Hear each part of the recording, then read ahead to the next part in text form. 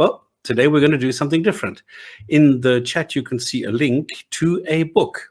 And this book is The Curse of Gods. And lo and behold, we have the author here with us. Welcome, Harris Sultan. Thank you, guys. Thank you for having me again. It's been a while since we last spoke. Yeah, very, very happy and excited to be on. Excellent stuff. Thanks for taking time to come and join us here. We've got Rob and we've got Thunderous. Rob was a little bit late. That's why I had to start this. That's why I'm doing the intro and everything. I'm not going to do the normal stuff. We're not going to do any of the normal stuff, I think, unless somebody like screams for it. I just want to say it's the Gin and Tonic Show. We don't attack Muslims. We differentiate between Islam, the ideology, and the people. So we don't attack, we just criticize the bad ideas that we find in Islam. And I think we're not going to stop today. What we have found over the years is that there are lots of reasons why Muslims should leave Islam. It's just very difficult. And I think this is something that we're going to hear from Harris today. The way that he has written his book, I think, is extremely valuable, because it's not just the usual thing that you hear, this is Islam and here's what you need to do, and this is this. No, this is very personal. This is giving people an insight into his life, into what it was like. And there are a couple of things that I really loved about this book, and this is why I have absolutely no problem advertising this. And you have the link there to Amazon. So if you don't go and buy his book, you're going to get 80 lashes. That's it. That's the way that it works. There is nothing else that you deserve for this. But there's a lot of things that I love, because you are incredibly structured in your approach. All right, what you do is you say, okay, like right off the bat, I'm going to give you two options. Option A is, if you want to continue being deluded, fine, go ahead and do it. But if you value honesty, integrity, ethics, anything like that makes you authentic as a person, then choose option B. And then throughout the book, you go and you reference A and B. You go through the book every single time and say, look, you have two options. Even here, for this idea, which is, I think, is a bad idea, you still have the same two options. What made you do that? What brought you to this, to launch into this structure and to maintain it all the way through the book? I think that's pretty much, I think it happened to me, and over my years, as I've spoken with other believers as well, and I've always seen that people always come around these two at the crossroads where you can look at it critically, and then you can ask yourself whether whatever is being told is right or wrong, or you can make excuses, or you can make justifications, or you can try to find different interpretations just to satisfy your existing worldview. And I think we run into that, and that's a daily struggle whenever we see a debate between two opposing rivals, presidential candidates, or in politics, or even in sports. One is advocating one player and promoting his strengths and the weaknesses, etc. And then we can always look around it. But most of the time, there is an objective truth. I don't deny the subjectivity, and it is important to acknowledge when we run into subjective things. But we always run into, especially with the scriptures, we can run into objectivity. Now, I was just speaking with someone. He's very knowledgeable, had a solid rationale in his mind for his justification for Islam and the existence of God. Even though he was a bit shaky on the existence of God, he would acknowledge that, yes, we do get into trouble when we can't say whether there's infinite regress, or whether there is something as infinite or not, or there is a designer behind everything. So he would acknowledge that. But when it comes to the scripture, to me, when I look at it, and I gave him a specific example of there are 11 verses that mention day and night, and in the same sentence, in the same verse, the author of the Quran mentions the orbit of sun and moon. Now, even before I had read anyone say it, in my own mind, I knew that they would say, well, sun does have an orbit around the Milky Way galaxy, but what does that has to do with the orbit of with day and night? Obviously, it's got nothing to do with it. But you have a choice now. You can delude yourself, and you can say, no, it is specifically talking about the orbit around the Milky Way galaxy. But you're failing to acknowledge, or you're failing to respond or give any further clarification that what does that has to do with the day and night. So I think that's just one example, and there's so many other examples. And the person said, well, I would have been more worried if the Quran had said the sun doesn't have an orbit. I said, no, you wouldn't. You would actually say in that case, well, obviously sun doesn't have an orbit when it comes to day and night. I mean, in reference to day and night, sun is stationary. Day and night are not caused by the sun's orbit. So I think people always have a choice to either be firm and acknowledge the problems that we see, or we can go with our confirmation bias. We can go with it, no, it must have meant that, or it could have meant that, just to fit your existing worldview. And I think it needs a lot of courage to be able to change your worldview. I mean, I only wrote this book, I started probably Jan or February last year, and then it was published by December. I have already changed my view on certain things, what I've already written in the book. I'm not going to go back and change. Jesus, don't I know that? Yes. And that's the funny thing. I take immense pride in the fact that I can, whenever I've been slapped with an alternative view, with facts that go against my existing worldview, I can change that. And I take immense pride in that. But unfortunately, religious people, faith is virtue. The more blindly you believe, more points you get in the court of God. So I think that's where I have a problem with those people, and I want to promote that thinking, that you have a choice to believe or to disbelieve, and not on emotional grounds, but on the information at hand. We could all be wrong about everything, but we got to go by what we know. And what makes sense, basically. But then you did at some stage believe this. What made you believe that?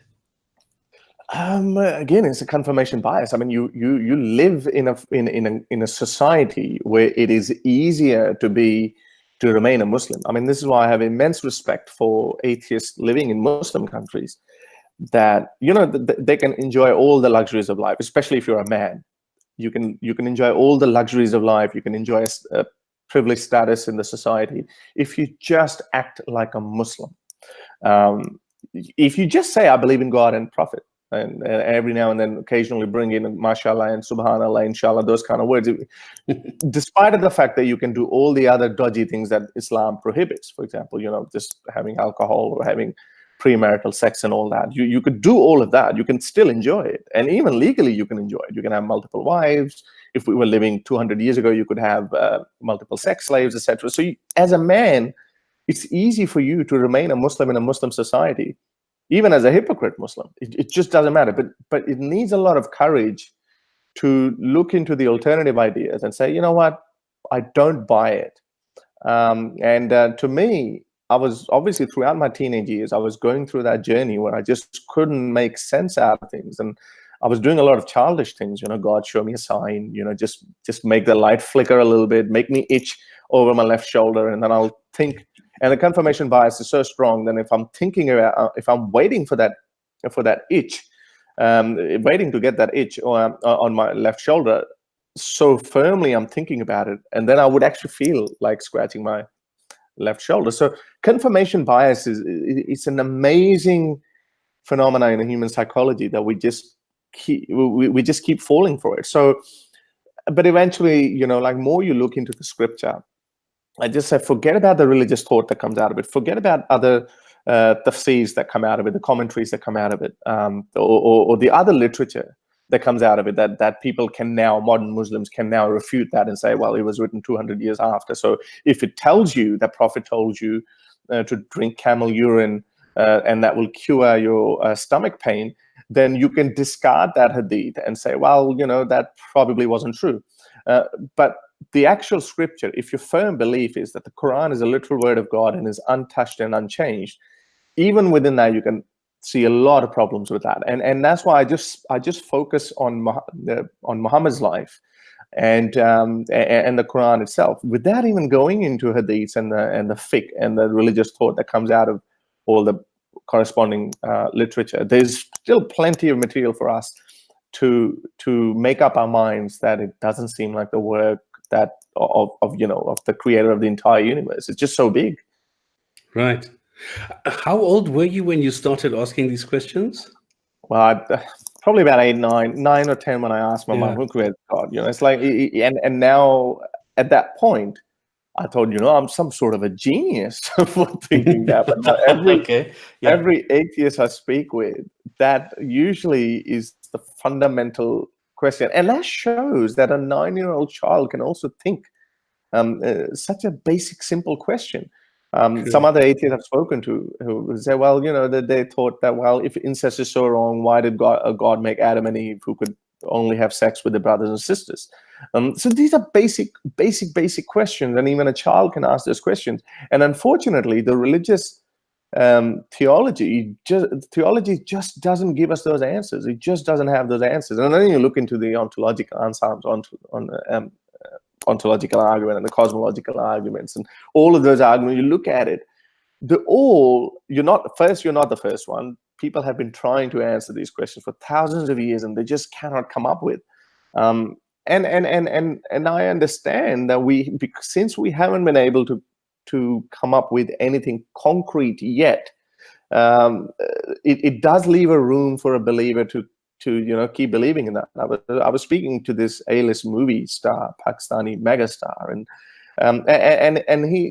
that just summed it up all for me. He said, when I look at the complexity of DNA, I believe something which is a building block of life, I see there must be a designer behind it. And I said, well, when I look at the simplicity of DNA and then the evolving complexity of it, obviously, if DNA is definitely simpler as compared to the entire human body, because we've got billions of DNA, you've got trillions, billions of cells, and so many other complexities that arrive. Obviously, DNA is simpler than an entire living organism.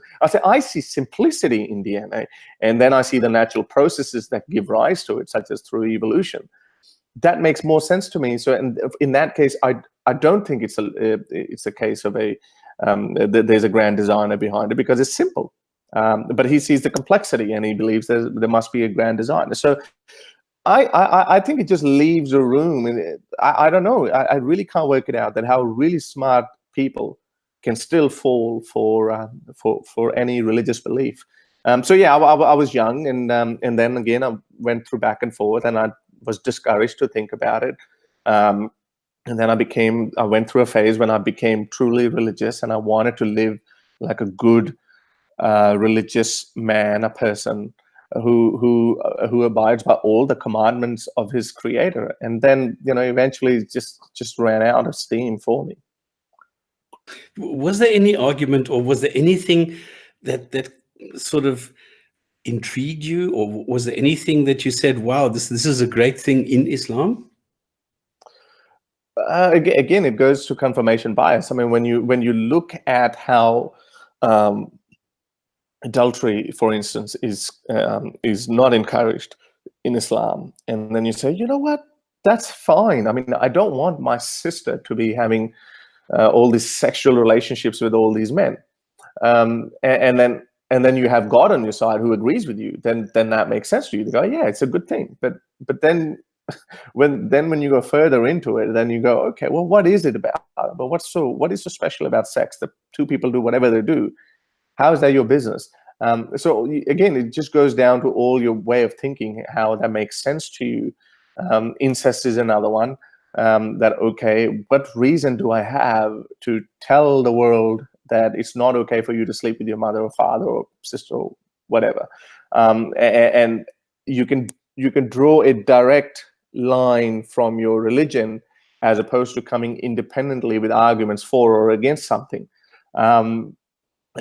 It just goes down to the lack of understanding of the opposing ideas. But more you learn about these things, more you explore these things, more superficial and simple religious ideas seem.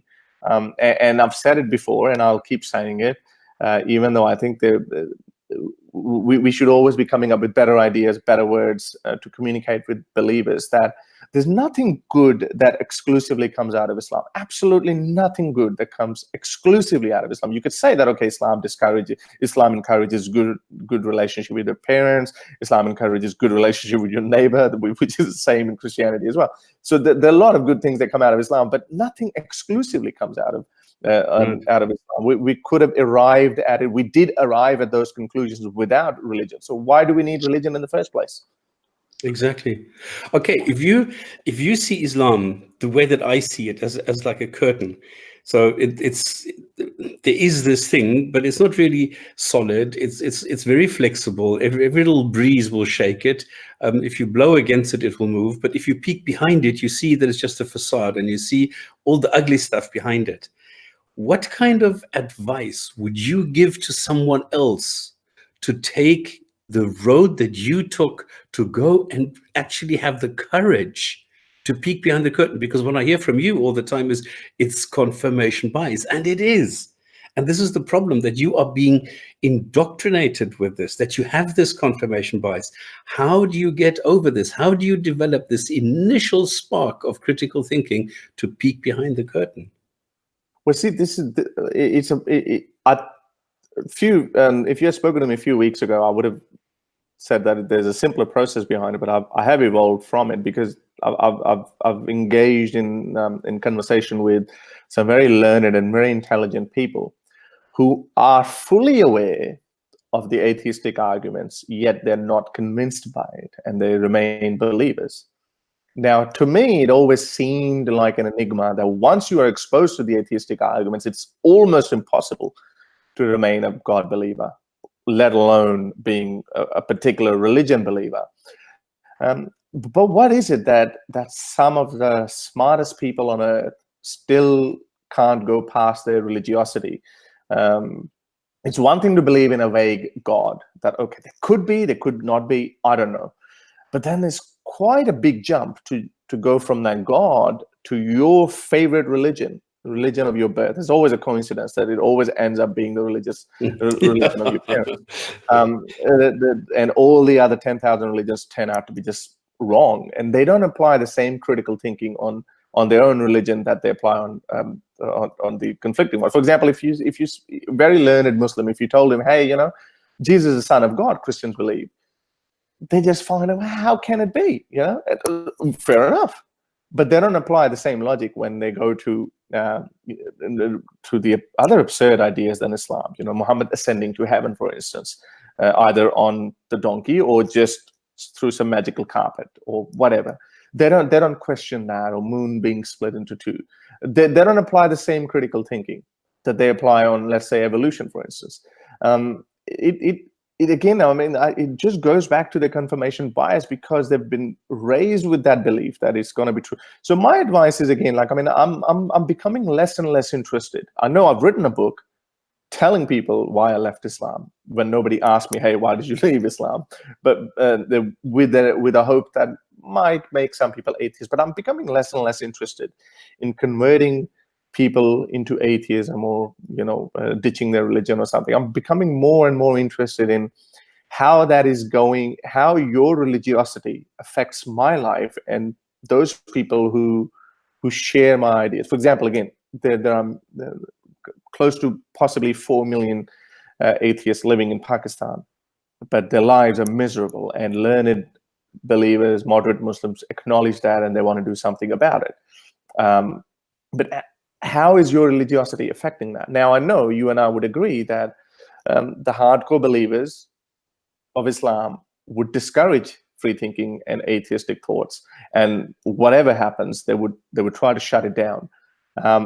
Now, I can challenge and attack those ideas and those people per se, rather than somehow antagonizing people who are moderate Muslims who don't believe in anything that these violent, or ISIS or Taliban or this clergy, hardcore Islamists believe in.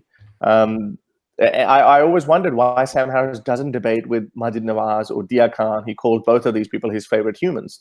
on religion, because I think Sam is more interested in that fact that what these people are doing. Are they promoting free thinking? Are they promoting critical thinking? Are they promoting better life, peace, and harmony for free thinkers and atheists in Muslim society? That's what they're promoting.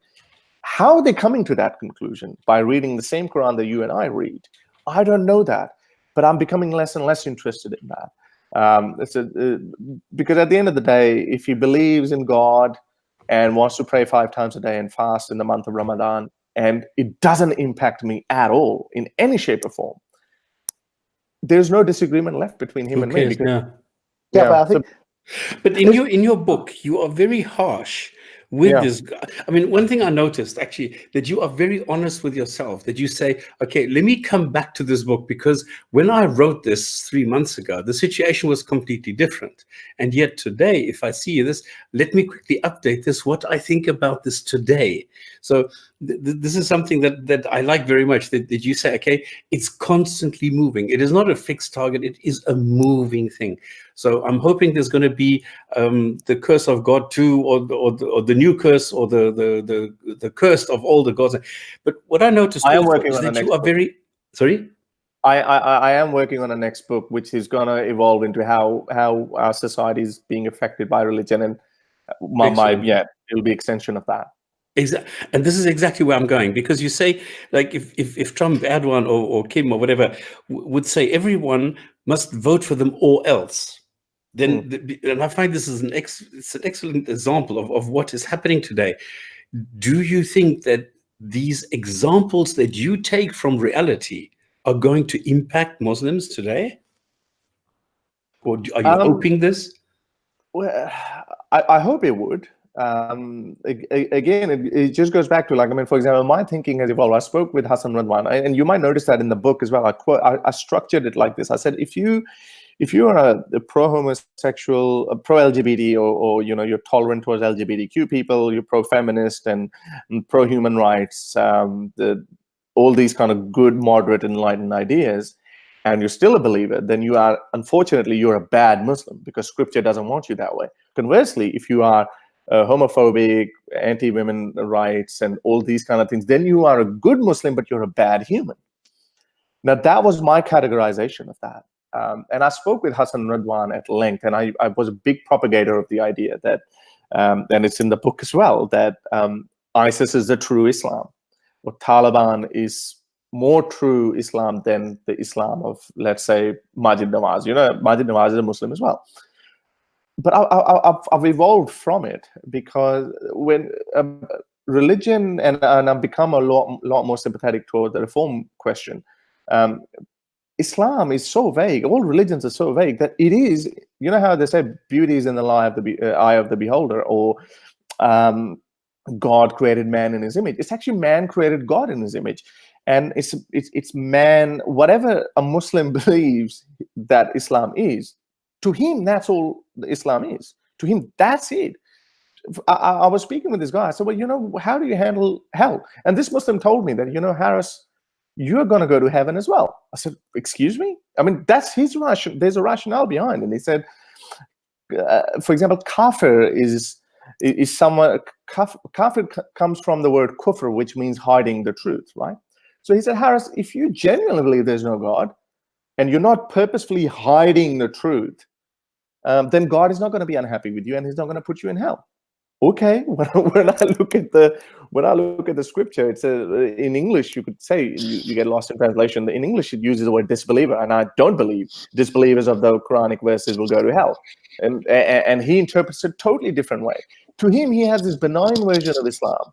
How can I tell him that he's stupid, and especially when he's giving me an olive branch and he's saying, well, you're not going to go to hell, and I want people like you to exist peacefully and flourish in a Muslim society. So that's why my way of thinking has evolved, and Hassan Radwan helped me, or actually convinced me in a way, that yes, there is all the room. ISIS doesn't do anything un-Islamic. There is a way, there's a straight line you can draw from Islamic scripture, and you can justify beheading, amputation of hands and feet at opposite ends, and all of that, and stoning, and all of that. You can do it directly from Islamic scripture.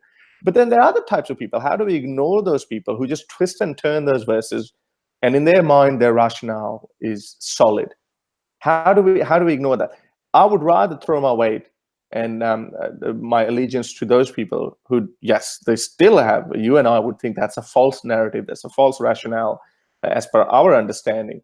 But I would rather have those people on my side, because at the end of the day, that is going to result in a better society where everyone can flourish. And this is exactly what's happened. The next step after that is, once we let critical thinking, free thinking society flourish, then religion itself will go extinct. I mean, why is Christianity dying so fast? Because nobody cares, nobody buys those stories anymore, because you can criticize and you can challenge the ideas of Christianity. We need the same thing in the Muslim world.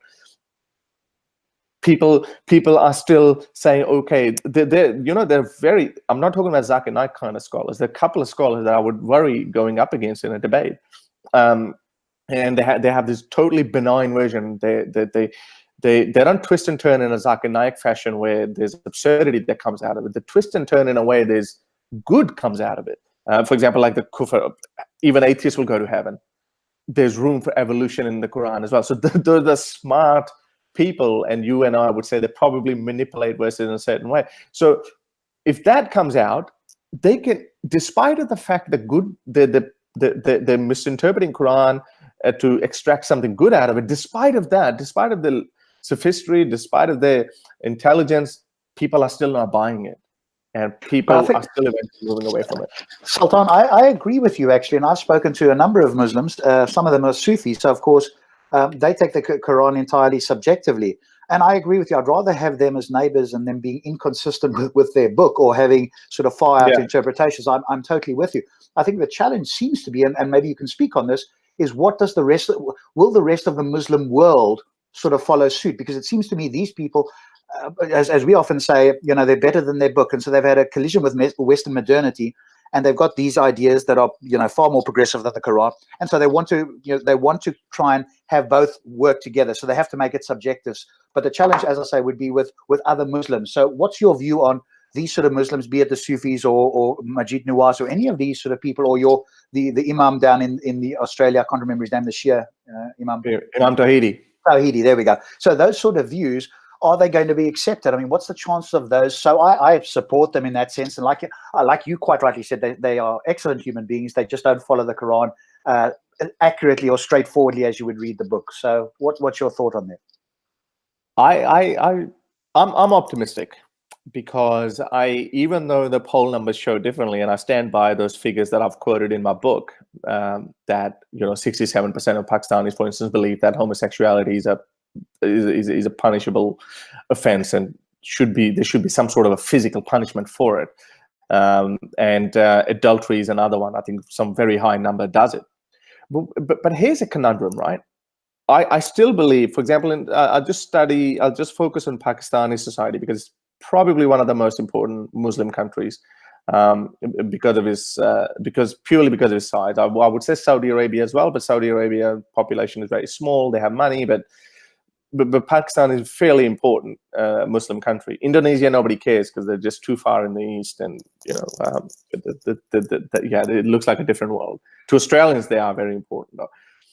When you show these people who say, yes, there should be stoning brought back, or there should be beheading brought back, when you show them the actual beheading, and you can see that yourself in countless number of YouTube comments, when you actually see the video, and then all the Muslims are saying, no, this is not Islam, she should not have been stoned to death.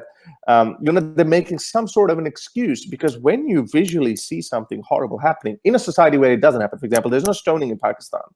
So people say, yes, I want stoning to be brought back. But when they actually see it, they don't accept it. Yes, their attitude might be different when stoning is actually prevalent in a Pakistani society. For example, in Saudi Arabia, there's a chop square. I'm sure people are desensitized to it. Most people would be okay with it, and they'll go, after watching someone getting beheaded, they'll just go about the business.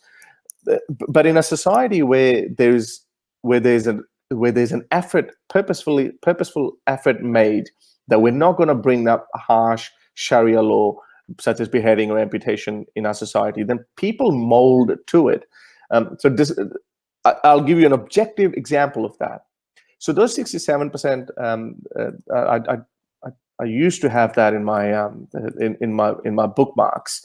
They're very damning statistics, and Sam Harris has quoted them a number of times. I'm sure you're aware of those Pew polls that I'm talking about, that 67% people say that the homosexuals should be killed, and high numbers, and that's the same across all Muslim world.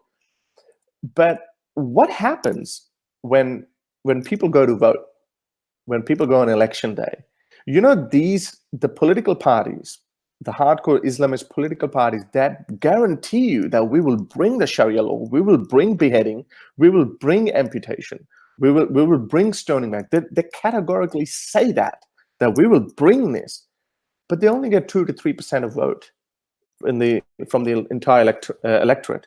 The people, mediocre parties, the centrist parties, a little bit on the right, a little bit on the left, but mainstream centrist parties, like Imran Khan's party, or the party of Benazir Bhutto or Nawaz Sharif, the centrist party, they don't want to bring religion into the state, even though it's an Islamic state. They get the votes, but the hardcore Islamist parties don't get the vote. I mean, for example, when I was 16, 17, when I was going through the religious phase, I was supporting Jamaat-e-Islami, which is one of those hardcore Islamist parties in Pakistan. They say that we'll bring Sharia law. I would have voted for them, because my line of thinking was straight from Islam. I was a firm believer that Sharia law should be enforced for whatever reason. Obviously, if you start beheading, that the rationale is if you start beheading murderers, the murders will go away. That's what you think. But that doesn't happen in Pakistani society. So that, along with the fact that whenever you show someone a beheading video or a stoning video, they don't agree with that. So I think so the question is left, why do they say that this should happen? I have a theory on that, and I can't objectively show that to you apart from these two examples that I just quoted.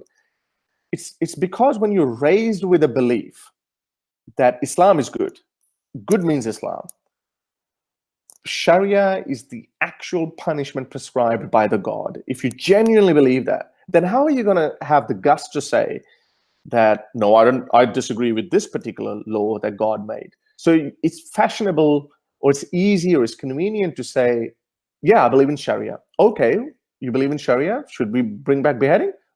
Since I've said I should bring back Sharia, then yeah, I have to say this as well. So they say yes, and they just run along with it. And I think the other example is Richard Dawkins' survey that he did, that they asked, why did you call yourself Christian? And people said, we just call ourselves Christians because Christian means good, and I like to think I'm a good person. So I think it's just, there's a lot of ignorance in the religious community, and this is why I think more critical thinking flows through the environment. And if we can get moderate Muslims as allies who promote that kind of critical thinking, religion will die itself.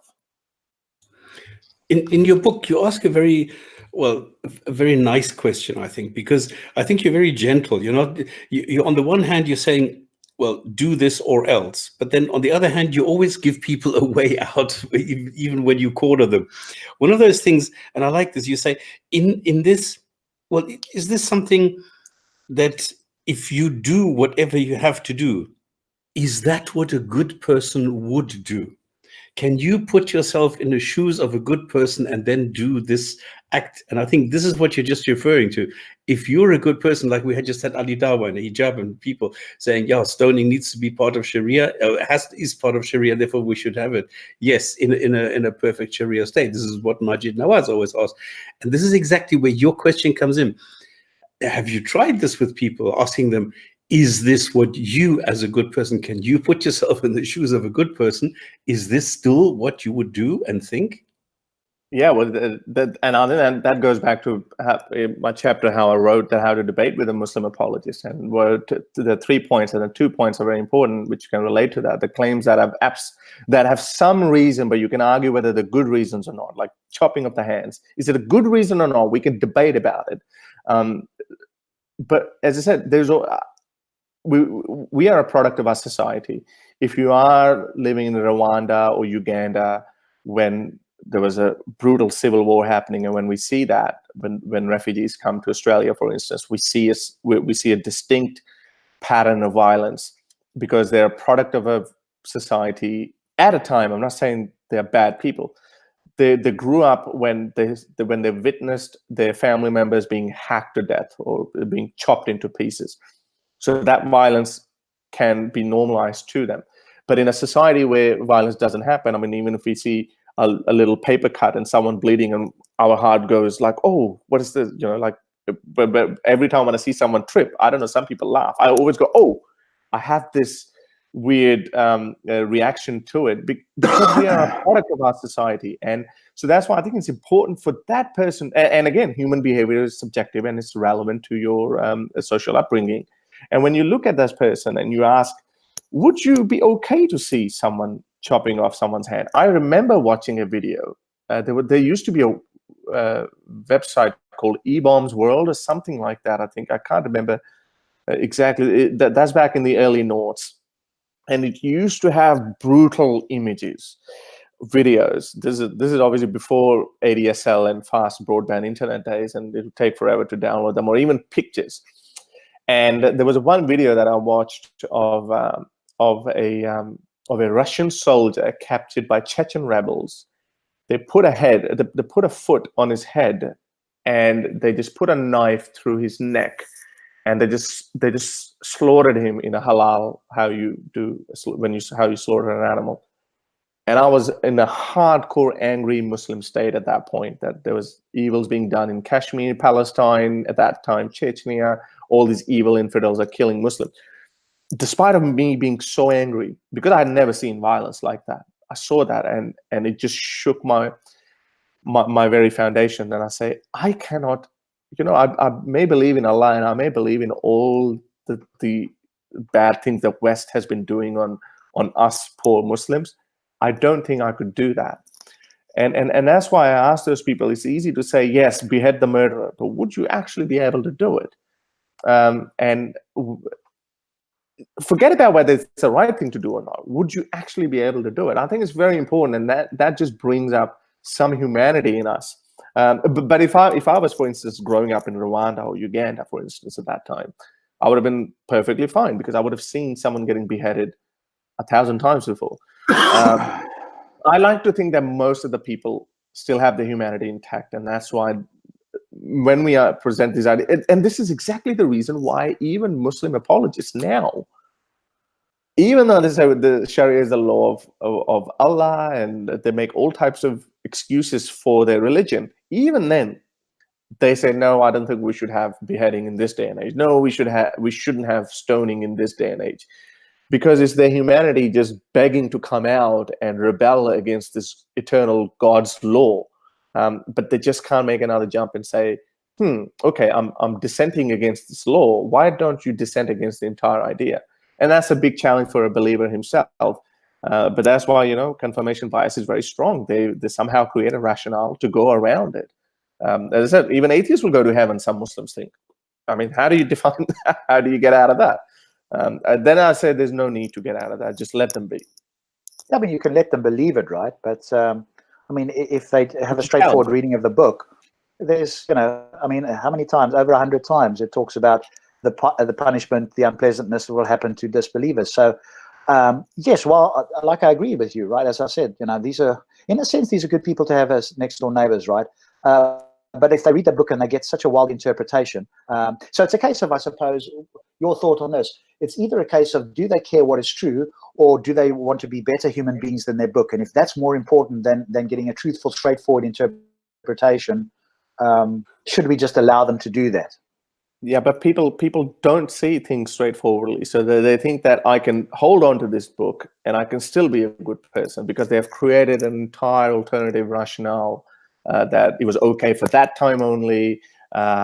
Maybe it was metaphorical. It's very difficult to actually debate and argue with a moderate Muslim, because he hasn't created an educated moderate Muslim, not just the one who has never heard of anything. It's very difficult to do it with them, because the entire concept of hell, which was the primary foundation for someone like Hassan Radwan for his apostasy, because he said it numerous times that the entire concept of hell, he just could not ignore it when he was a believing Muslim, that finite crimes will be punished with infinite hell, torture. How does that happen? How can a merciful God do this? So in all of that, the entire premise of Hassan Radwan argument will be broken by one person who says, well, you are not a kufr, you genuinely believe there's no God, so there's no hell for you. So how are you gonna get around it? You can show him 100 verses where it says disbelievers will go to hell. I will regrow their skin and I will burn them again for eternity. But he says, well, that's not for you because you genuinely believe there's no God. So and I said it, even if you genuinely did believe that there is a God, but I'm going to go against it, which I don't understand why anyone would do it. Even then, the hell should not be eternal. And people would say, should Hitler be burning in hell forever? I would say, no, he shouldn't be. Now, I would get in trouble. Maybe send him for 1,000 years. I don't know. I would probably, again, he would have his own reasons that his brain was fucked up, that he only thought in a certain way. He didn't have a free will. So the concept of hell goes out of the window. And then I'll go one step further, and that Muslim would say, well, hell is just used as a carrot and a stick kind of policy. And when the time comes, God will not use hell, because in other places, God has said, I will forgive people if you ask for genuine forgiveness. So on an eternal day, you can ask for forgiveness. So people don't look at it clear in a clear manner, and there's contradiction. Harris, there's so many problems with that. I mean, next time you have a show, invite me on with your friend that believes this, right? And I'll have that conversation. I'll say to him straight up, as I did with other sort of moderate, nice Muslims, really, people that, like I say, you could live next door to, right? Be quite happy to live next door to them. But let's have a conversation on your show at some point, or on your channel or something, with one of these guys, because we battled to get them onto the gin and tonic. I think maybe there's an air of, it's a bit scary coming on here. But so maybe it works better with yours. Yeah, but I'll have that conversation, right? I can, yeah, you can, but my point is, again, at the end of the day, I am somehow feeling less interested and trying. I'm losing all the energy in debating with these type of people, because if they're saying we want to promote your thinking, we want you to be able to coexist.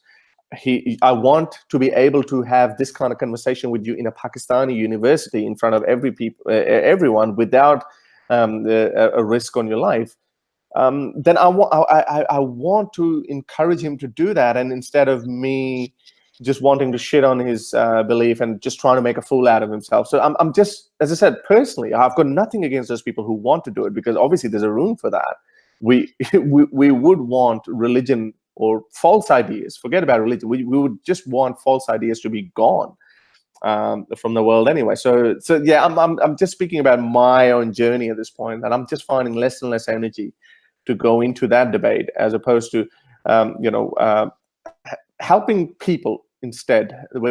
I'm more interested in helping those 4 million atheists in Pakistan who can't express themselves, who can't come out and say, I want to be an atheist. I shared a screenshot recently that it's so silly, right? And when you apply for Pakistani passport, it literally says, let me share that with you guys. It's a very silly thing to look at, and no one can justify it. Let me share that with. Presumably it's some sort of discriminatory thing. You might have mentioned this before, but I won't steal your thunder, so let's see what you bring up here. It's just have a look at this. It says, this is can everyone see it? Yeah. Okay. I'm just for some reason saying. So this says that if your religion is Islam, this is a Pakistani passport official government website. I tried to renew my passport and then I gave up anyway, because I don't want to renew it with my religion being Islam.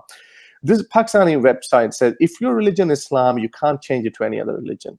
But I've spoken to a Hindu who applied for a passport, and he could change it to Islam. The conundrum here is there's an entire law and an entire social fabric relying on the fact that Ahmadis can't call themselves Muslims. They can't call themselves Muslims. So Muslims are saying, if you are an Ahmadi, we don't want you to call yourself a Muslim. But on the other hand, there are atheists who genuinely, and a lot of atheists actually shit on Islam, who genuinely don't believe in God, they don't believe in Prophet, they don't believe in anything Islam has to say. But you are forcing them to say that you're a Muslim. How does that make sense at a government level? It just doesn't make sense. So I am more interested in throwing these kind of ideas and exposing open, blatant hypocrisies that affect the lives of millions of people.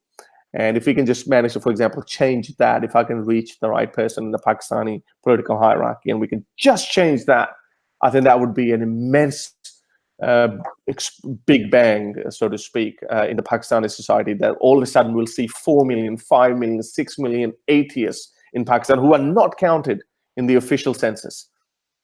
How would you go about doing that, though? Is part of this by sort of embracing the moderates and putting aside their, in some sense, to a degree, either irrational or way out their interpretations? So is that sort of perhaps a view that you think could work in order to allow this to happen within Islam? In Pakistan?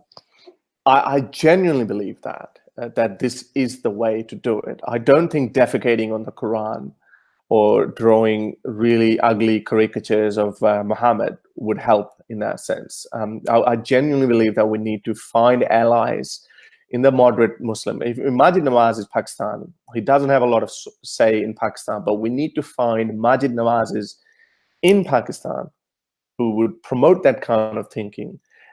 Celebrities are a big plus. Like Hood Boy. Well, Hood Boy is an atheist. Hood Boy already gets a lot of flack for being an atheist, so people don't listen to him, even though he's the nicest guy on earth. He's a scientist. He's got the rational thinking for everything. He still has a lot. He's done immense work. A lot of critical thinkers in Pakistan that I've spoken to say they, even though Hood Boy has never called himself an atheist publicly, but it's clear from every word that he utters that he does not believe in this nonsense. I've interviewed him and he told me as much. I've got like 4 or 5 hours with him. On the record or off the record? This is the problem. He asked me later because he had a debate with sources. We had 2 sort of sessions. One session was his general attitude, where he gave me his background and how his boss became, like he was very disgruntled, went back to London, died there because he was an Ahmadiyya Qadiani, and then how he then, sorry?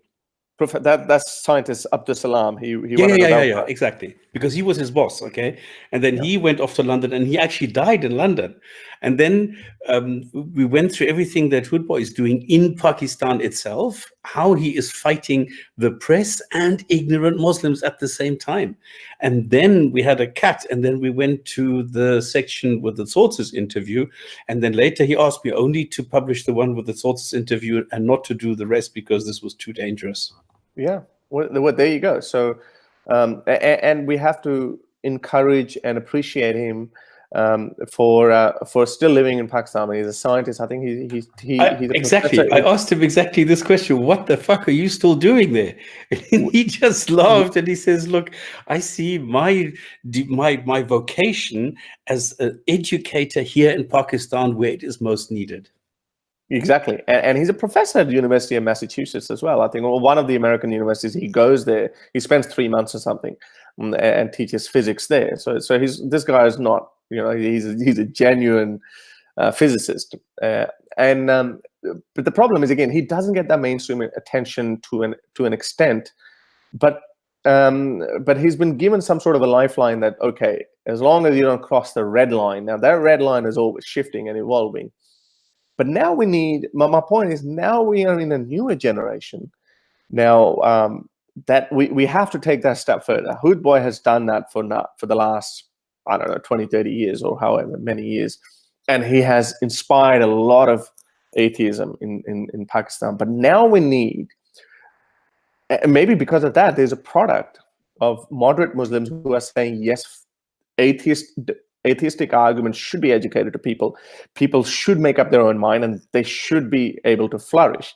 Now, those are, and I'm talking about celebrities who can promote that kind of thinking. And I've had a dialogue with this celebrity, and I found really positives. And I got criticized by a lot of people for why I did let him off the hook when it came to religion so many times. And for some reason, I just didn't have the energy to just keep telling him that he's wrong because of this and this and this, because I was getting more and more interested in how he was saying that I would love you to come to Pakistan and be able to debate or speak about these things in a Pakistani university where there are thousands of students there.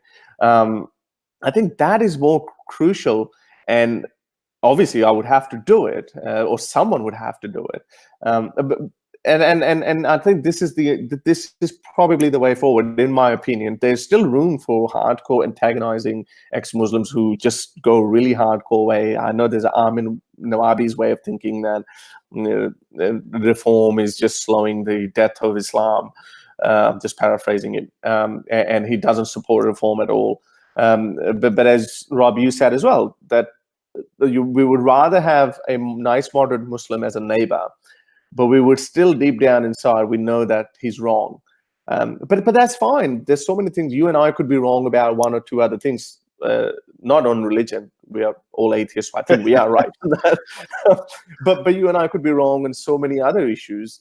But it's fine to be wrong. That's the idea we're trying to promote. It's okay to be wrong. It's okay to have disagreement. But what is not okay is to just shut you down, put you in prison, or worse.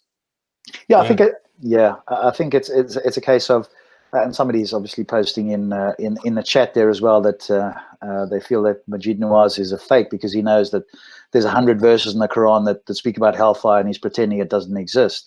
And like you say, that's the line that I think each person needs to decide on, right? If somebody like Majid Nawaz says, I care what is true, and we are, then he is putting himself in a position of needing to defend his views. If he goes, hey, this is the tactic I'm going to use to help deconvert or to modernize Muslims, etc., that's fine. And if he says, behind the scenes, quietly in our ear, I don't really believe what I'm saying. Yeah, I'm saying it for a political or for a social end or for the betterment of humanity, then you can go, okay, that's a tactic that you are using. At least you're honest about that, right? And so I guess that's a conundrum, I guess, in a sense for them. And you've taken that, and I would to a degree. Having said that, Rob, I still don't understand. I mean, with Majid, I could never do that. If I was secretly an atheist but pretending to be a Muslim, just under the garb that, okay, I'm trying to help humanity by, we can't change Islam from the outside, we have to do it from inside. I could never do that, and personally, I don't think I would respect that either. So I don't think I would like to give Majid Nawaz a credit, the concession that if he says he's a Muslim, maybe he's a Muslim, because I have spoken with some amazing moderate Muslims. Yeah, no, I'm not saying he's not a Muslim. I'm saying that if he cares about what's true and he puts himself out there, then he sort of does put himself a little bit in the firing line to defend the views he's got, particularly against other Muslims. Forget about us, we can say, okay, hey, Majid, you seem like a nice guy, and your views are far more moderate. But I think where he's going to find the challenge, and that's what I noticed, is against other Muslims. And so, and I think what happens then? And I think the hard challenge that they have in front of them is to convince their Muslim community who believe in the hardcore Islam that is not the right Islam. This is the right Islam. And then right Islam is such a stretch that I think it'd be very hard for hardcore Muslims, or a lot of Muslims, to, for example, forego the idea of hell, for instance. Like Jews have done it successfully, but they're small in number. But how are you going to convince that? So they have the hard work to do. So I'm just saying that we should encourage them in a way that, okay, I think they're giving a lot more than we are giving. Yes, I do think they're sacrificing more, no doubt about it. I find it difficult, though. Like I say, I think the best I could say is, listen, I'd love to have you as a neighbor. You're the sort of Muslim that I could live with, that can live in the society. Let's be part of my community. I would find it difficult for me, and maybe that's where my thinking can evolve. It'd be difficult for me to support somebody if they care about what is true and they're claiming that what they believe is true, and they're asking me to support the views that I see do not match the Quran. That would be very difficult for me to do. There might be a bigger, like you say, it might be almost like a political thing where there's a bigger goal to it, and maybe my thinking will evolve over time. But I find that very difficult to do if they, agree that they care what's true, and then say, hey, can you support me? I'll go, do you know what? That's like, a flat earther saying, hey, just support me. Because I've got all these other good things that'll happen as long as you support my view on the flat earth. I'm going, I can't do that. I have to call that out. So, but that's where maybe yeah. No, I know. And I agree with you. I understand that, but flat Earth. What would we support them in? We would support them in they have a right to speak, they have a right to live, they have a right to coexist. You would support them on that. You would not support them on that the Earth is flat. So that's not what I'm saying. I'm saying I'm not telling these moderate Muslims that they're right. I'm not saying that there is a God and your interpretation is valid. I'm actually saying that your interpretation is wrong. I don't agree with that. This is why I am an atheist, and this is why my book is still on sale, because I stand by that. But I want to move forward. I want you to raise voice for atheists in Pakistan and the Muslim world, so they can express themselves. And more they express themselves, I firmly believe that religions will die eventually because of that. I think that's a valid point, right? Hey, can you help us to help these people who you claim, moderate Muslims, you don't want to see persecuted and might even go to heaven? And this is why I said they are giving up more. If a moderate Muslim comes out, risks his life against the jihadis and Islamists, if he's doing more, I'm already out. I've already said a lot of nasty things or things that a lot of Muslims will see as wajibul qatl, like I'm worthy to be killed. So they are actually sacrificing more in that sense. They're coming out and they say, okay, I agree with Harris that he should be allowed to speak in a university. Yeah. Before we go on to a sort of a separate topic that I've got some interest in, I just wanted to see Stops is a bit quiet there. Stops, do you want to sort of say anything more, or shall we? Well, I wanted to go back to the book a little bit. Yeah. Me too. So you go ahead. I'm so excited to have you on here, because I thought there are so many brilliant things in there, and I love your approach that you go from the theoretical to the practical, and I'm really excited to talk to you about these things. I don't even know like where to start now, because I'd like to pick your brain, because what you do, because you spoke about this already, how to debate with a Muslim apologist, and you throw like 3 different approaches out there, 3 different tracks that you can go on, how you approach this, how you do this. Do you see that the way that other people, not you, but other people, are talking and discussing with Muslims, and how other people are approaching this, is actually completely wrong and has no impact looking at it from an insider's point of view? I think no, I wouldn't condemn one way or the other, because I think all approaches work. I mean, for example, when I was a little bit more antagonistic and when I'm just shitting a little bit more on Islam and being a bit more crude, there are people still telling me that, hey, you know what you said, it makes sense. I'm an atheist now, or people like you. A lot of people, Pakistanis, know Abdullah Gondal and I for some reason, because we speak in Urdu as well. And both of us get a lot of messages that he and I, or then add in Abdullah Samir, or then add in Richard Dawkins, and Pervez Hoodboy. Credit never goes to one person. So, and I've seen you can be very vague, where you don't discuss Islam at all, with how Pervez Hoodboy does. He just promotes science and he answers everything from science perspective, and then people join the dots themselves. They say, "Wow, the Big Bang verse says this," but Hoodboy is saying this is actually Big Bang, and that doesn't sound like the Big Bang verse doesn't sound compatible with this, or salt and fashion. So you can do it in a very vague way without antagonizing Islam, and that works. And then you can shit on Islam, and then that can work. And then now I'm saying, okay, I'm going to change my approach a little bit more, where I'm going to be not as harsh towards Islam or religions. I'm going to float out the general ideas. So that can work too, and that I think that will work too. So I don't think there's any right or wrong way of doing it. I'm just looking at it how I'm going to do it. Right. Amin Nawabi's approach might be more antagonistic, and I'm sure it's working as well in Iran. So and it's working in a lot of other places. So I think people are doing it different ways. It's a multiple-pronged attack, and it's working. Even reform is somehow, some people say, even reformist Islam is killing Islam, because when you take away the concept of hell from a Muslim, a lot of people are going to be saying, what the fuck is this? What else can I believe in? So critical thinking is just killing religions, and I think all approaches work.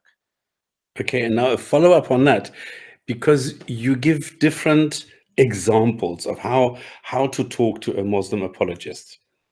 And one thing I like there that you say, you can go from the very practical, like you go and you could take the miracle claims apart, but there are also more theoretical parts, like your circular reasoning that you bring up.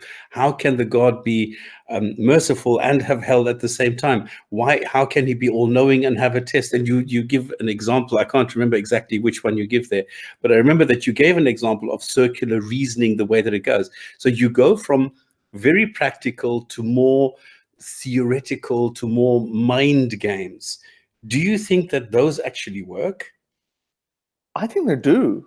As I said, we have a biggest example of Hassan Radwan, for instance. I mean, he was a religious teacher. He's very educated in Arabic, and he just could not wrap his head around the concept of hell.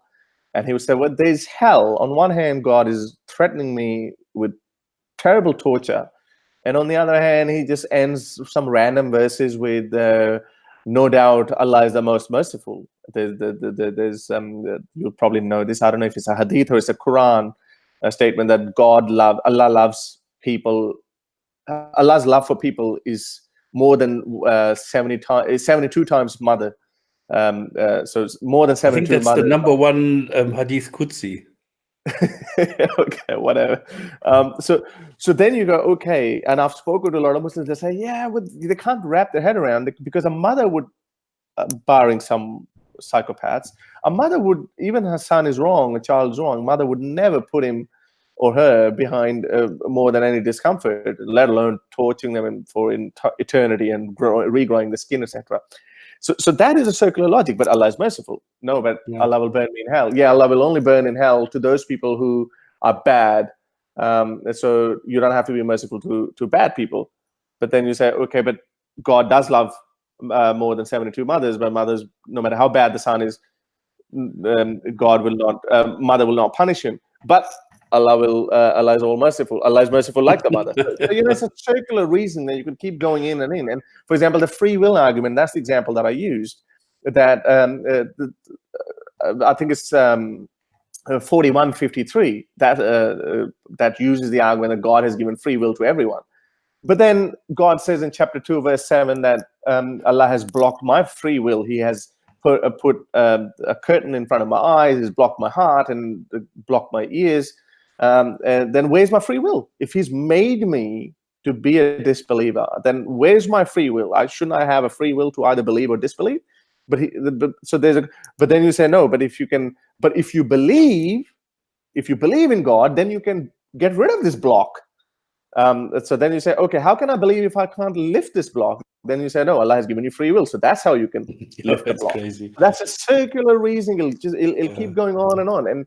And when you put these ideas very simply, these examples, because these examples are important, like 4153 and 27, this is important. And you give that and they go, okay, it just starts a explosion in their mind, and then they start looking into it. I'll receive random messages from random people who are so educated on the problems in the Quran, and they ask me to give my comments on that, and I look at it as like, oh, I never thought of it. I never thought of it that way. But you got the idea from somewhere that you should question these contradictions, and you can look into the circular reasoning, and you have arrived at that conclusion. Now you're an atheist. So, and no matter how much a moderate Muslim will try to spin it, that no, this block is a literal, it's a figurative block, and again, we can go into circular reasoning. No matter what a moderate Muslim would say, a person whose mind has already gone through that stage is not going to buy it. And then what? Because I've done this. Okay, I've gone through people. The very basic one: can your God create something indestructible? And then he says, yes, he can do anything. I said, okay, can he destroy it? Yes. Yeah, but then it's not indestructible. Then it is destructible. Yeah. So and they don't understand it. They will carry on. No, but he can do what he wants. They will not understand the circular reasoning and the contradiction in that. I think you have planted a seed in their mind. We do run into a brick wall where I think Dawkins quotes that a geologist. He's a PhD geologist at Harvard or something, and said, that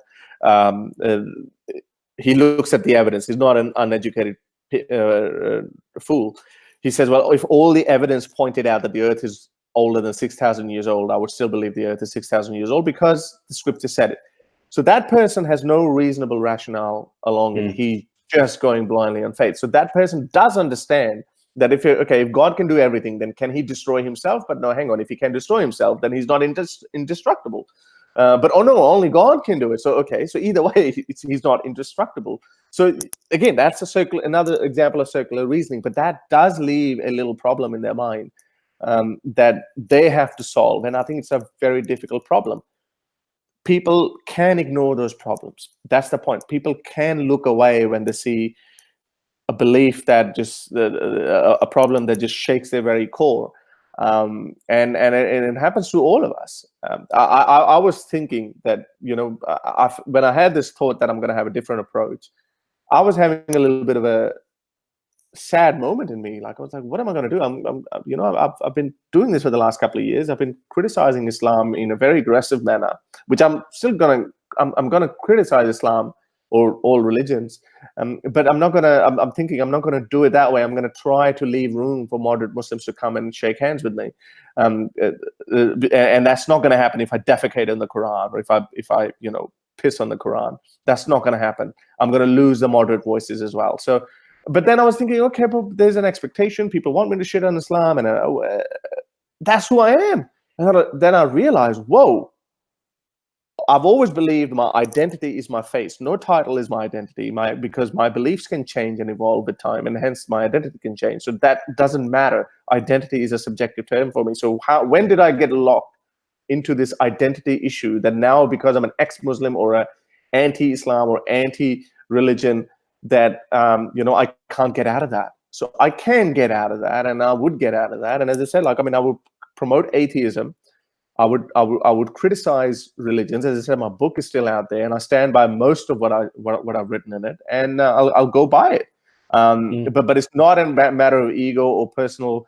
That it's not a matter of an ID. But people don't see it like that. That's unfortunate. Like as you said, the example that you gave to that person, he's seeing that there's a circular reason, there's a problem there, but he can't ignore it. That's my problem. Okay, I have two questions left for your book, because I had my book finished and ready and everything, and I thought, okay, let me go publish it. And then looking for a publisher, I changed my view on so many things that eventually, because it took me like 2 years to find somebody, I retracted it. I said, no, I cannot publish this book anymore because I've changed so many views on that. I'm not going to. Because you did some research on this, okay? It's not only the writing of the book. You did a lot of research before that. What part of the book are you particularly proud of, where you have looked into something and you found something and you were able to present it, and after that you felt, yes, here I've done a good job? Don't tell me the whole book. And don't tell me the intro or something. No, I don't know. I think there's I don't know. I think that's a very difficult one to answer, because I'm happy about the fact that I've acknowledged that when people, for example, quote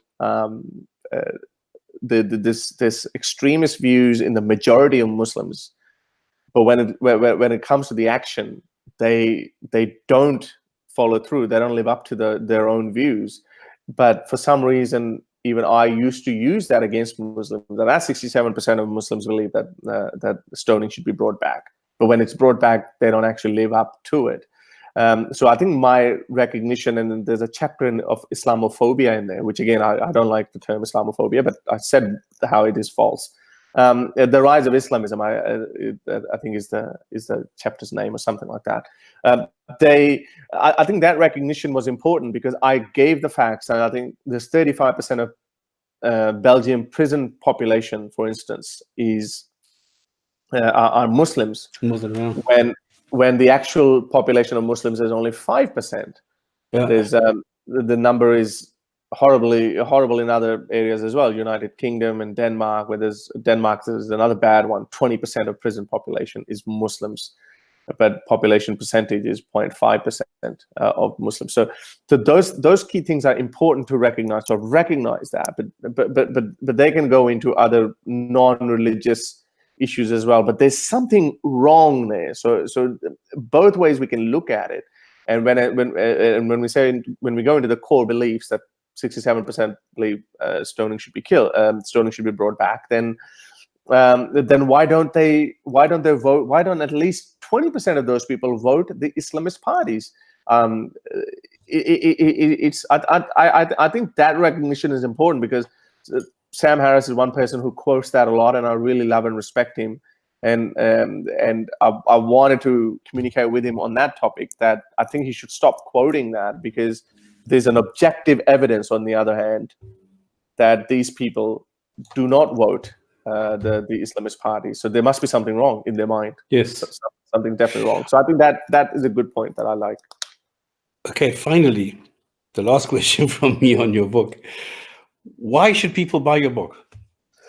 Oh, well, I think it's a very good, concise understanding of Islam. I have tried to be as fair as I can. As I said, there's some arguments that may support Muslims as well, but most of the arguments actually do not support Islam, or actually nothing supports Islam, so to speak. But there's a lot of room for Muslims to be educated on that. And if you are a Westerner, actually, you know, I'll take that back. My favorite chapter is the Science in Islam part. That chapter is probably one of the longest ones, and it's so to the point and concise, and I know it probably frustrates you a lot when Muslims bring this science in the Quran.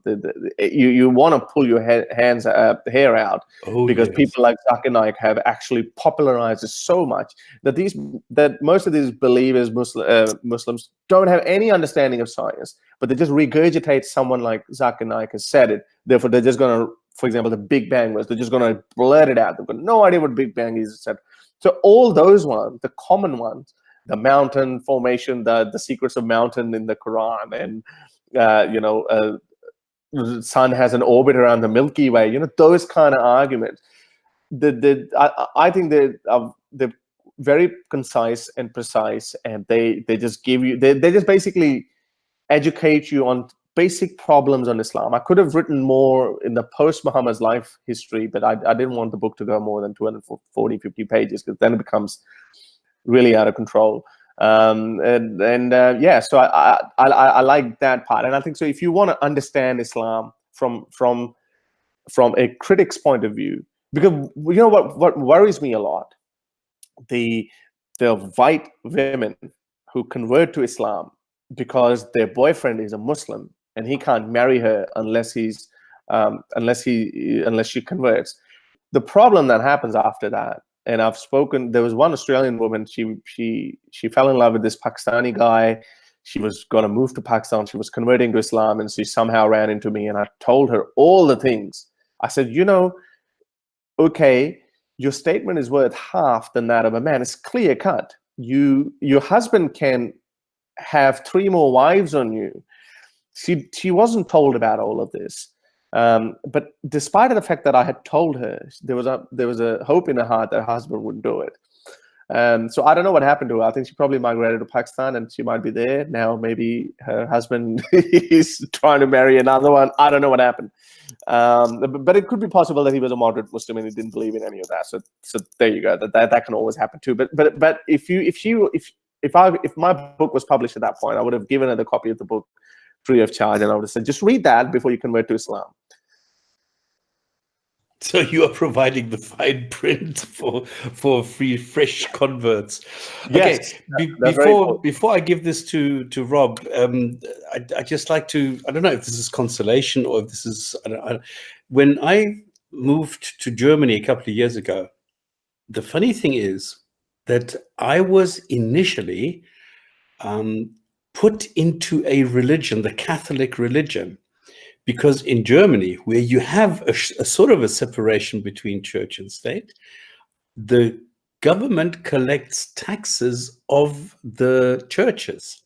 And because I did not You know, I never registered in Germany, so they didn't know anything about me. So they automatically put me into the Catholic Church segment because it's the most expensive. So they said, well, we put you into this initially so that you get the highest payment, and then you just claim it back if you change your mind about a religion, and then you will get a refund. And I said, listen, lady, what the foof are you talking about? Who today? I thought I'm in Germany. Who needs a religion? Who needs a God? I'm not part of any God. You know what I had to do? I had to go to the municipality. I had to get a signed piece of paper where I declared that I am not in any of the organized churches or religions or anything like that. And this is in Europe, in Germany. Can you believe it? And you think Pakistan is bad? Yeah, well, it's. I think there's a default position that people are put. Yeah, well, I mean, the bad things everywhere. Like, I mean, in Australia, I mean, I ran for the Senate and we got 11,000 votes, so it wasn't that bad, but it was bad.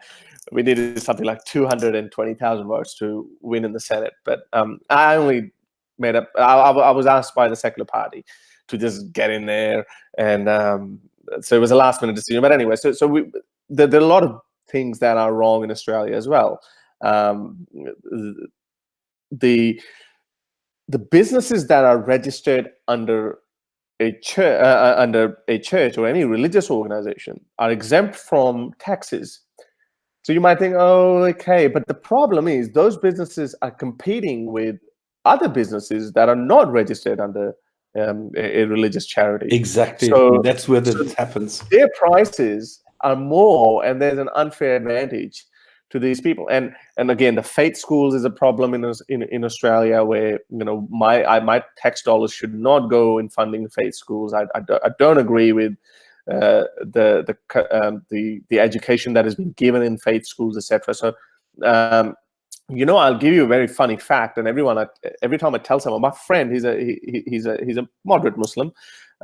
He migrated to Australia recently, last year, and he was very energetic, and he said, you know, I'm going to take my kids to Islamic school. I said, you know, I rolled my eyes. I said, why would you do that? Now you're living in a Western country. You should give them proper, good education. Don't take them to Islamic school. He didn't listen. His wife is a little bit more hardcore, but anyway. So and he's whipped. So he took his kids to this Epping. There's a school in Epping, which is a big Islamic school. They went there. I kid you not. I drove them there.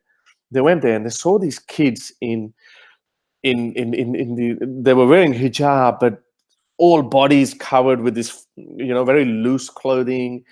The boys are walking in these very weird. I felt like I was in the 7th century, or 11th century or something. Like I wasn't in the modern world. They went in there. The faculty or whatever, the principal or headmaster or whoever it was, they interviewed the kids, and you know, they said, yeah, okay, sure, you can come. You have to pay top dollars too. They came out and they were like, let's get out of here. And they put them in a normal Australian school. So they said, so a Pakistani Muslim, a practicing Muslim, came to Australia, and he found the religious schools in Australia more religious than in Pakistan. How's that? I see this all the time. People don't believe me. I tell people, like, the Muslims in Doha or in Abu Dhabi are less fundamentalist than the Muslims that I see in Europe. They are much more relaxed about this. I mean, come on, if you go to the office every day with them, it's like they come to you with questions because they know that after a while they knew that I know the Quran better than they did. And this is why they came to me, and they were quite open with this. They hated Ramadan with the fasting. They hated all the stuff with the 5 times prayer. So they didn't. They used all sorts of every single excuse that you find in the Quran, they used. And that's it. So they are more hypocritical, I think, and they are more relaxed about Islam than the people I see in the UK, for example. But the worrying, again, I want to emphasize on that point, the worrying thing is the religious schools in a Western country are more fundamentalist and they're teaching more hardcore religion than someone who is actually religious from a supposed extremist religious country. It just doesn't make any sense.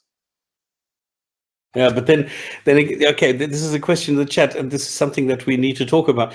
Because you're saying a moderate Muslim. Okay, I'm always bringing this example. What is the difference between a hardcore and a moderate Nazi? Do I want a moderate Nazi living next to me? Is a moderate Nazi still the Nazi? And I think there is a difference in here where we are talking about moderate Muslims. So maybe you can explain this. Okay, so yeah, funny one. So there could be a moderate Nazi. I mean, there could be a moderate Nazi who would say, well, maybe in the 30s we had to kill the Jews, but now we don't have to kill them. So we still have to believe that they are bad people and they're bad influence, but we don't have to kill them. We don't have to, we no longer have to put them in concentration camps. We should love and respect them. And, that's the problem with the moderate people. They can twist and turn any ideology they want. So there you go. That's a moderate Nazi for you. He would say, well, I believe the Jews are bad influence, but let them be. So there you go. Well, how are you going to deal with that? If a Nazi genuinely believes that. Okay, and now translate this across into moderate Muslim. Yeah, so modern Muslim is the same one who says, yeah, well, homosexuals, God doesn't like homosexuals, but if they do it in private, I don't care about it. Okay, women should be allowed to go out and work. No, in this day and age, one man should be for one woman, and there should be no slavery. They've already done it. No sex slaves.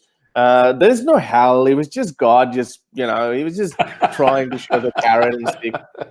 So there you go. That's a moderate Muslim for you. So how are you going to tell him, you're stupid, man? That's not what Islam says. Islam literally says that you'll be, no, but that's, God saw it differently. It was just for 7th century pagans and Bedouin Arabs who would not have understood the complexity of the universe. That's why God just said in the Big Bang verse that it's earth and heaven that He separated, even though earth came 9 billion years after.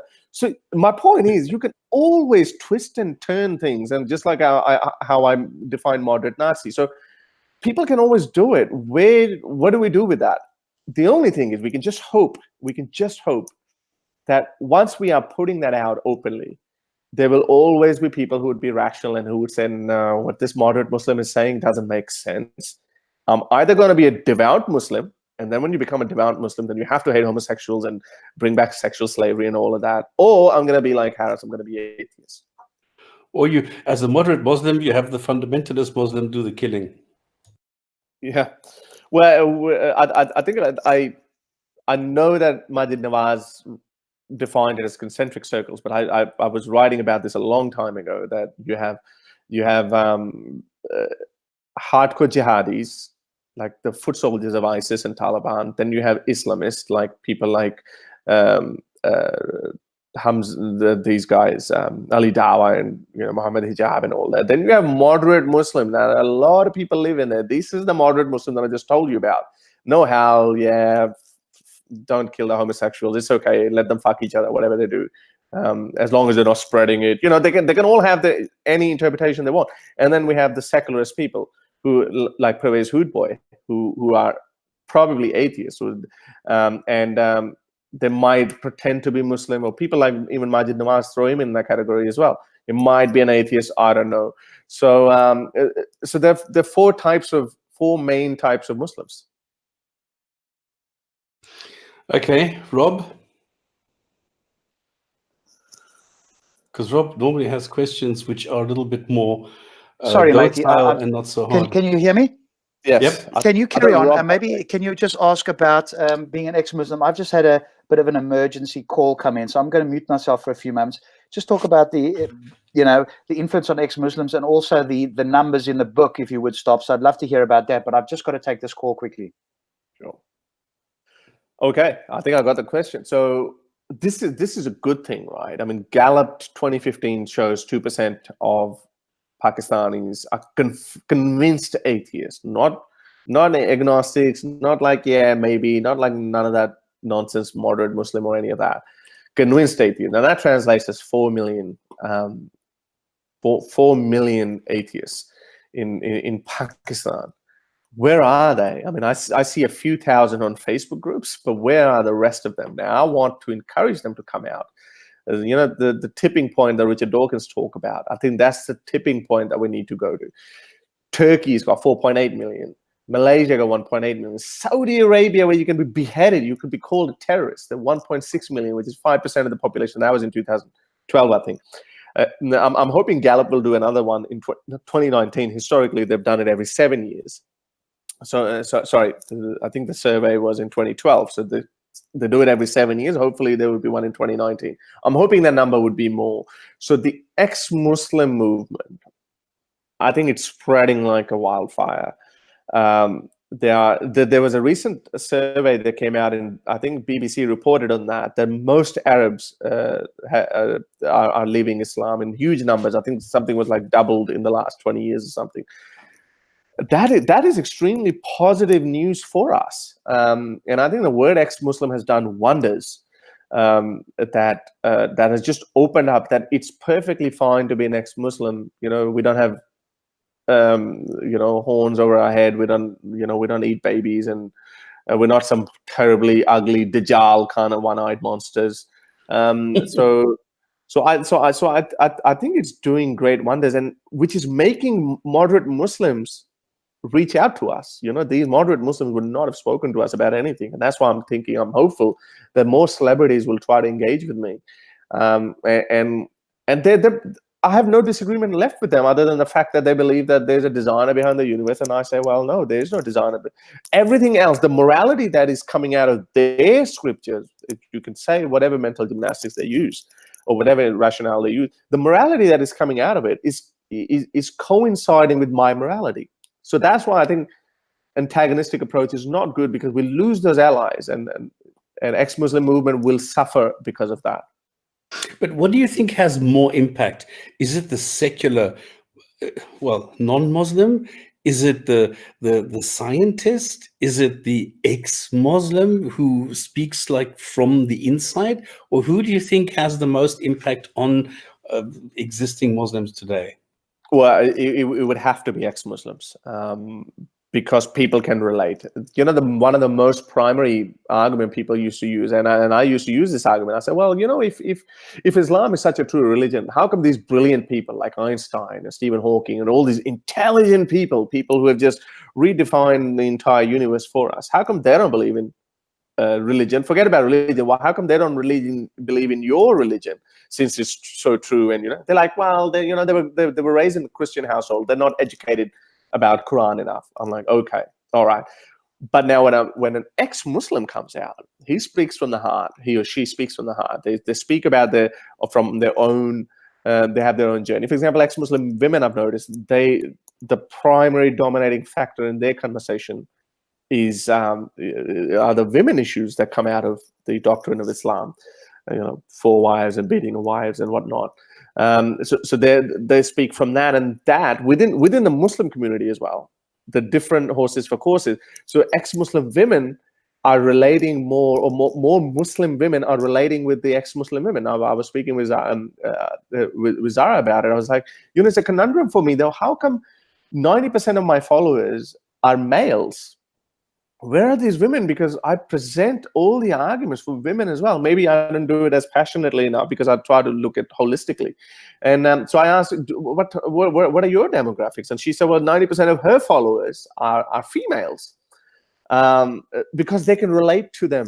And same with Muslim men can relate to me, and they can eventually become ex-Muslim. And that's why I think scientists, as secularists, Western scientists, Western secularists, they have their own room, they have their own audience, but I think ex-Muslims themselves are making the biggest impact. I don't have any survey to show, but I can just go with my own numbers that I have, and it just kind of makes sense to me that probably is the biggest factor. So the best would be to be a female lesbian ex-Muslim. Well, no, it won't be, because if you are a female lesbian ex-Muslim, then you will be reaching out to a lesbian Muslim woman, because she would be able to relate herself. Oh shit, you're right. So no. So I think women, ex-Muslim women to equals Muslim women, Muslim men equals ex-Muslim men. How come you abandoned all gods and didn't move over to Christianity? Yeah, and this is what frustrates me so much about people like Christian Prince and David Wood. My problem, again, if you go back, I think it's an initial chapter that I wrote. My problem with religions is, first of all, this is the best I can do to break it down. No evidence for any God. Number two, bad morality in science, bad morality in Islam. So when I look at Christianity, it might score a little better than Islam, but it's still a bad morality. But the fundamental, the third point, the most very important one is bad science in Quran. So when I read into Christianity, it's even worse. I know there's a different type of twist that you can put into it, that it's not a literal word of God. So if you conclude that the earth is 6,000 years old, which is obviously absurd, earth being flat, all the flat earthers are somehow inspired by the Christian faith, and virgin birth, and Jesus dying for our sins, and original sin. All of these things, just A, they're not scientifically possible, and B, it just doesn't make any sense to me. And then more I look into other religions, more I find the same nonsense in them, which is not convincing enough for me. Mm-hmm.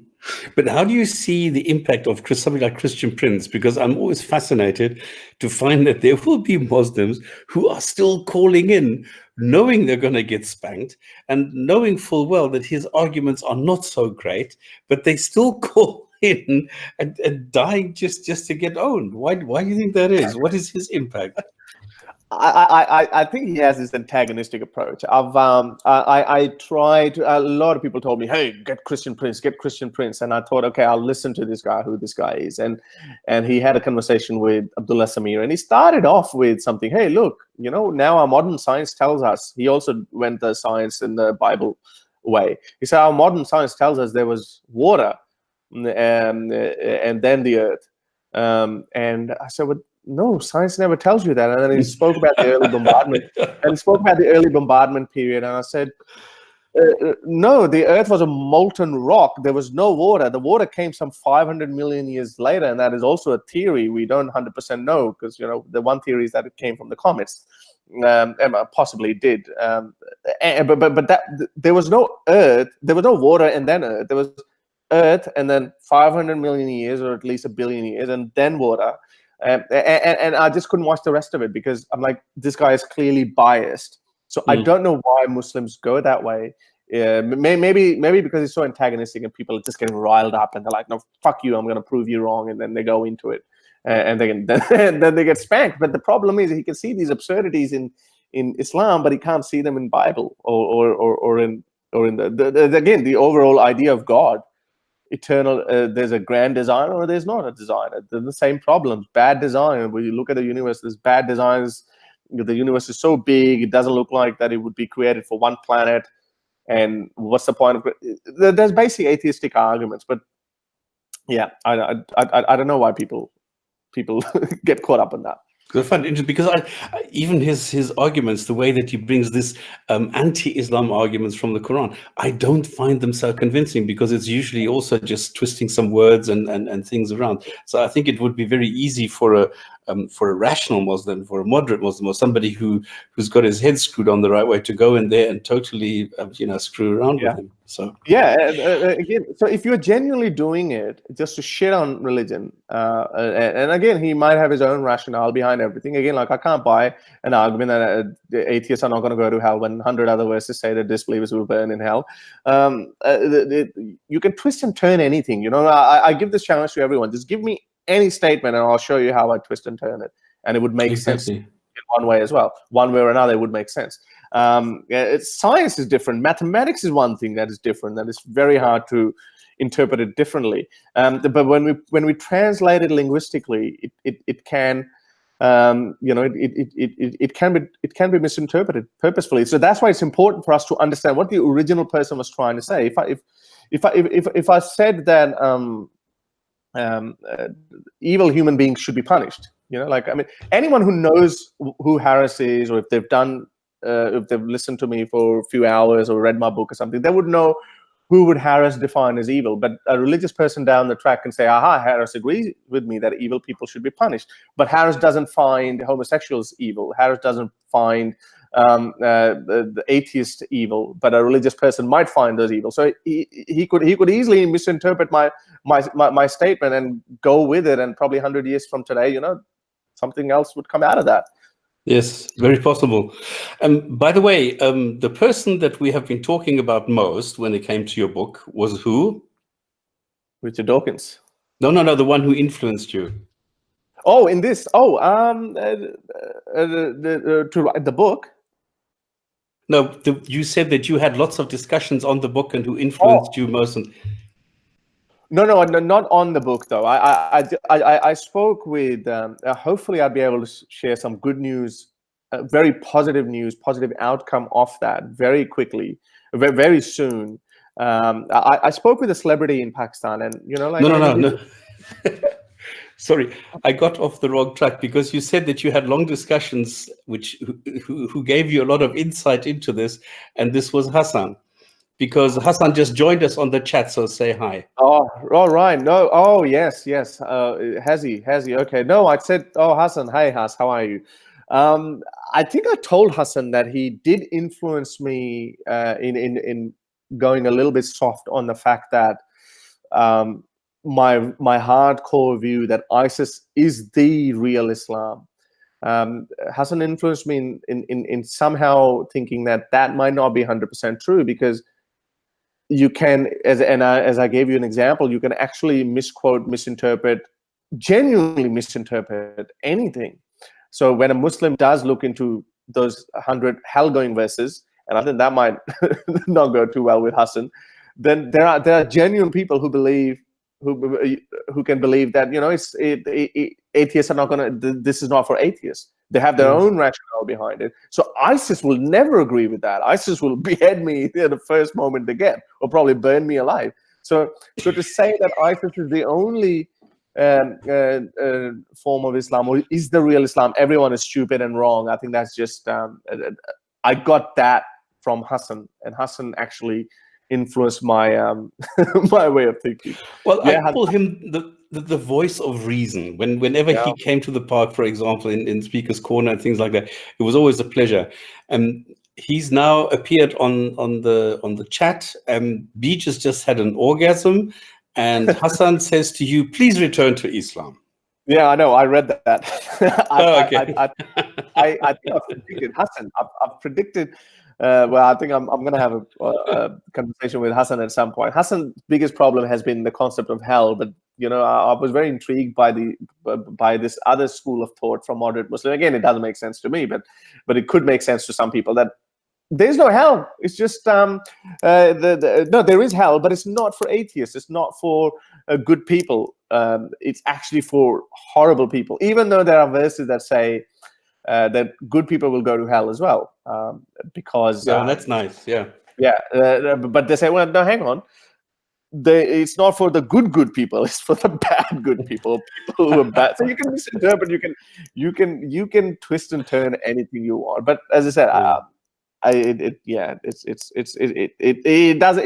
I'm not as interested in telling those people that they're stupid or they're wrong. I'm more interested in what I can get out of them in terms of improving the society, and hopefully I'll be able to share some very good news sooner than later about some people who are locked up in Pakistan, for instance. Let's just say that. Oh, brilliant! Oh, that would be really nice, because I know that you're active there, and it's very okay. I'm going to get. Let me just go to the question, because let me take the last question first, because this is, of course, how can we support ex-Muslims, or what kind? Oops, he just disappeared. Okay, it's back. How can ex-Muslims? No, sorry. How can we non-Muslims support ex-Muslims? Is there anything that we can do other than just not scream at people the way that I'm doing it? You're muted. Sorry, I've set this up that everybody who joins is muted. Okay. No, I think it's I think moral support is important. I think the idea of I'm thinking more about, instead of acting like a negative force, we have to add something in the ecosystem. And other ideas like humanism, secularism, they are more appealing than just being anti-Islam or anti-anything. That's just negating something. So I'm just thinking that we obviously have to have the discussion, because we don't believe, and that's the whole point of it. What is the point of creating an environment for discussion but then not have a discussion? So we have to have people who are criticizing Islam and the bad ideas, whether it's Islam or any other thing. But in order to attract more people, which I've noticed is a lot more powerful if we actually spread an alternative idea like secularism or humanism. So when we understand humanism, however back you want to start from, and then you can go to more contemporary philosophers. When we understand more into it, then it almost becomes unacceptable for you to amputate someone's hand or stone someone for what they do in private with their own private body parts. So then that has an indirect effect on religion itself. So without me having to shit on specifically on Islam, that can have the same impact. But having said that, that doesn't mean that you shouldn't criticize Islam. I think you should go on. So you, as a non-Muslim, should, I think, just keep supporting ex-Muslims, any shape or form you can do, and obviously have a discussion with them as well, in a way that I see a lot of ex-Muslims that are actually angry. I mean, that they're angry in a sense. Like, I was attacked a lot by ex-Muslims for giving, for not going hard on this Pakistani celebrity that I spoke with, and for some reason, as I said, like, I had lost energy to tell him that he's an idiot. And the way he looks at it, I just didn't have the energy. I was more interested in what was coming out of that. And I think that's what you should be looking at it too, that what is going to come out of that? Is it going to be a better environment, better, more evolved, more humane, more secular society? Or are we just going to have this confrontation mode where we just keep saying to each other, you're stupid, no, you're stupid? Just shaking them. Okay, but it's important to hear that it's not one particular topic. It's the overall thing. You need to be ready for a variety of topics and just show reality and compare it to what their claim is. I think that's the best one. Yeah. Oh yeah, exactly. And look, everything else evolves from it. So, for example, there's a feminist movement taking control in Pakistan, and now the large corporations are getting into it as well. There was a billboard made, and it was taken down after a week, where it said that women should stay at home, and the company was a washing powder detergent, and it said that this washing powder can erase that kind of dirty thought as well. Oh shit! so that triggered a lot of hardcore Muslims, and they said, "Well, fuck you. How can you say that? I mean, our Islam orders women to stay at home, even though, there's so many other interpretations. Even you would agree on that too, because there were some people in Muhammad's time as well who did work, but most of them stayed at home, etc. But that was so confrontational, and and it was eventually taken down. But the debate started. There were women coming in, and Muslim women coming in. Well, no, what's wrong with that? I work. I go to work. I'm fine. And those people who think that. So those things can come out of it. These kind of discussions, and I think there is an explosion of free thinking, critical thinking, or breaking taboos, whether they directly originate from Islam or indirectly originate from Islam. I mean, honor culture is another one. I mean, there's no honor killing in Islam, so to speak, by the family. Yes, there's stoning, but that's through hadith. There's one verse where it says that adulterers should be locked up inside a house, and then that got changed to, okay, then 180 lashes or something like that.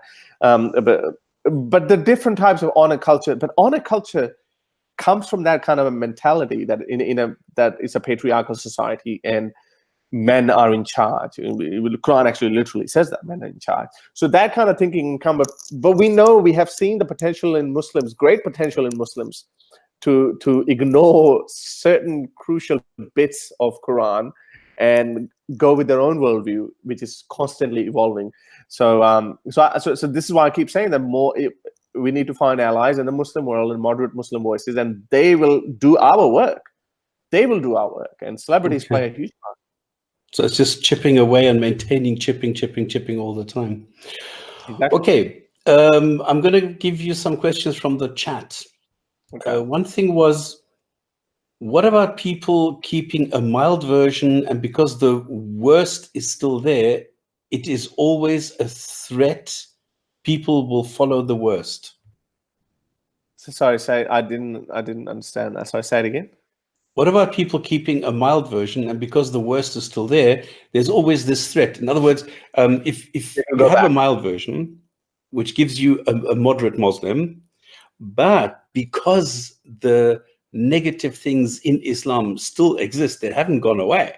It's just because you are ignoring it, or you've managed to interpret them in a different way, they are still there. Isn't there always a threat that people will go back and follow the worst, or the not so good parts, if somebody else influences them?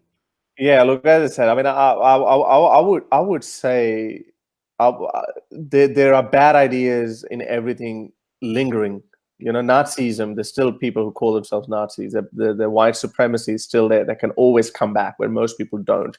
The Hindu, there is Hindu extremism rising. I mean, the Hindu extremism is rising in India, especially when Hinduism itself doesn't have any goals of conquest or converting people to Hinduism, etc. But that is rising as a reaction. I'll give you that. But there's always room for violent ideologies to come back or return, and so does Islam. There would always be a risk, but again, that's where we have to have faith in humanity. I mean, secularism eventually flourished in the Western world. Some people fear that might go away because Islam is making a comeback, but that's why I think we need to reach out to those Muslims. And I still believe that moderate Muslim is a step towards atheism, because my parents' Islam was very different from moderate Islam of my parents was very different from moderate Islam of today's parents, and then their children will have either even less of an Islam or totally gone. So we have to have faith in humanity a little bit more, because we don't know what other ideas in the scientific world, new ideas are going to come. I'll give you an example. What would happen when we come up with synthetic meat, for instance? The day synthetic meat is produced on industrial scale, our insistence to kill animals for energy source will be gone. Who will be the last people still insisting on torturing animals? It'll be Muslims, because they would. We had this very topic a couple of shows ago. Right. So we'll have Muslims who would argue, and I've been saying that for a while. I don't know if somebody heard it from me, but we'll have Muslims who will insist on it. But then within the Muslim world, they will say, well, the whole purpose of slicing the neck of an animal is so you drain the blood out of it. But if you grow meat in lab, there's no blood to begin with. So there's no need for halal. So then there will be another branching off within the Muslim society, and then if you look back 100 years before today, then they would say, well, in Harris Sultan's time, people were still worried about going back to harsher form of Islam, bringing back slavery or amputation of hands. But today we're just debating whether we should kill an animal or not. And we have a lot of moderate Muslims who say, yeah, it's okay not to kill an animal, just eat synthetic meat.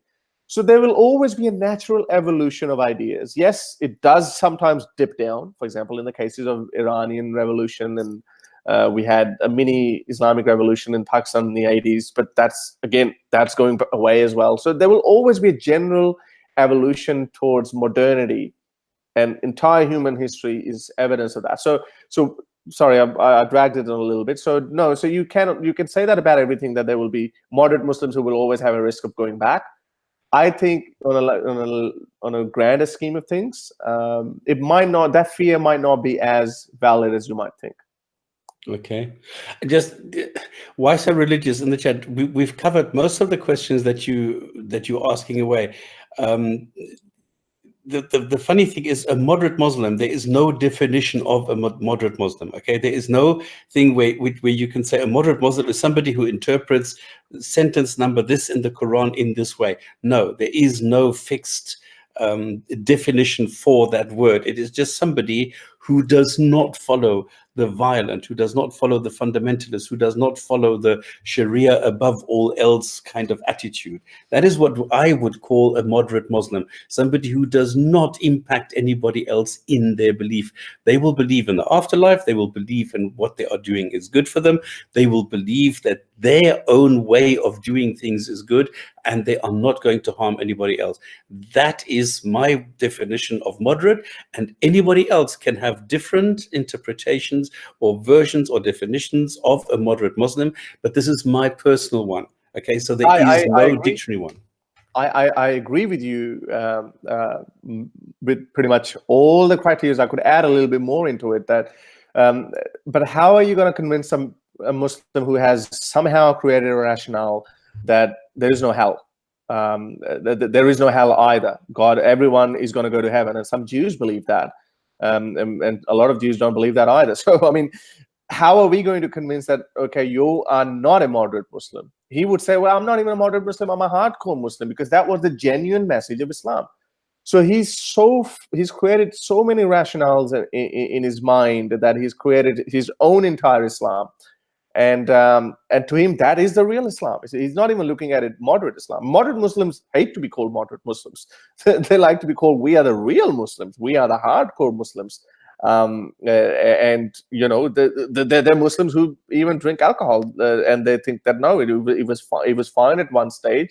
And you can, as I said, you could twist and turn it any way you want, and you can still be a Muslim. I can't come up with a definition for a Muslim. I used to think that, but this is his point, and he's right. It's a useless word. You need to explain it each and every time. You need to sort of outline what it is that you're talking about. You need to talk about it before you can use it. Absolutely correct. I agree with you. It's a useless word for a Muslim, moderate Muslim himself, but we have to categorize somewhere, because we have a certain interpretation of Islam. I mean, to me, heaven, according to Islamic doctrine, heaven and hell exist.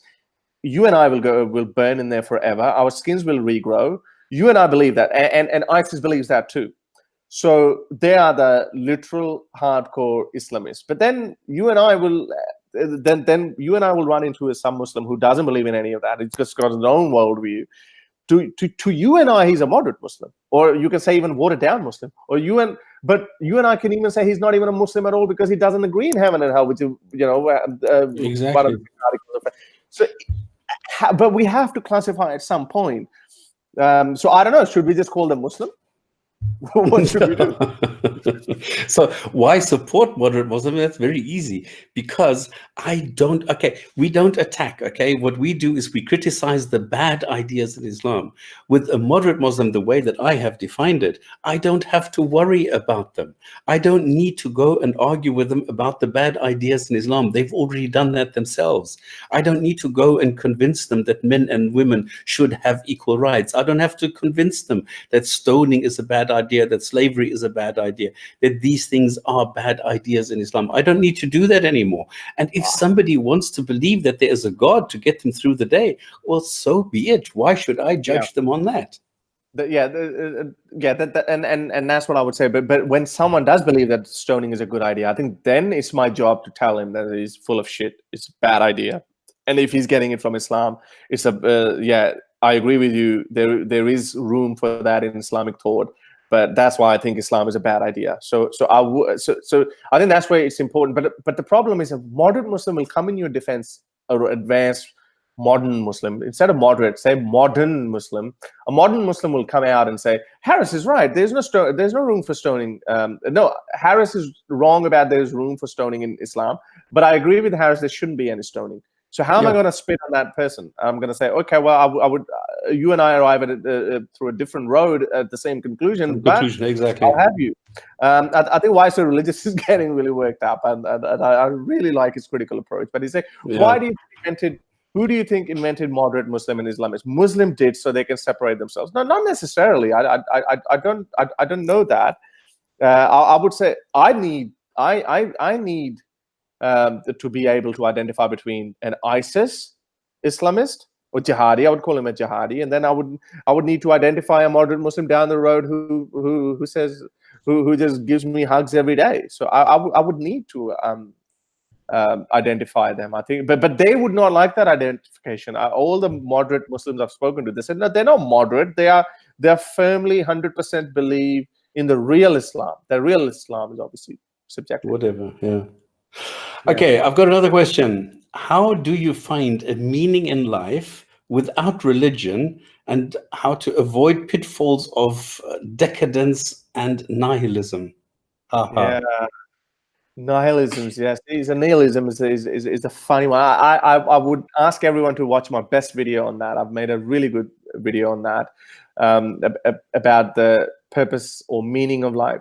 I think meaning of life, the best I can articulate is that the universe doesn't care whether we have a meaning or not. I don't care, and I can sleep just as fine knowing that once I die, that's the end of it.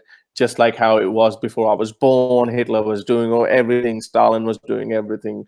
Millions of people, billions of people had been brutally murdered, and it had absolutely no impact on my life.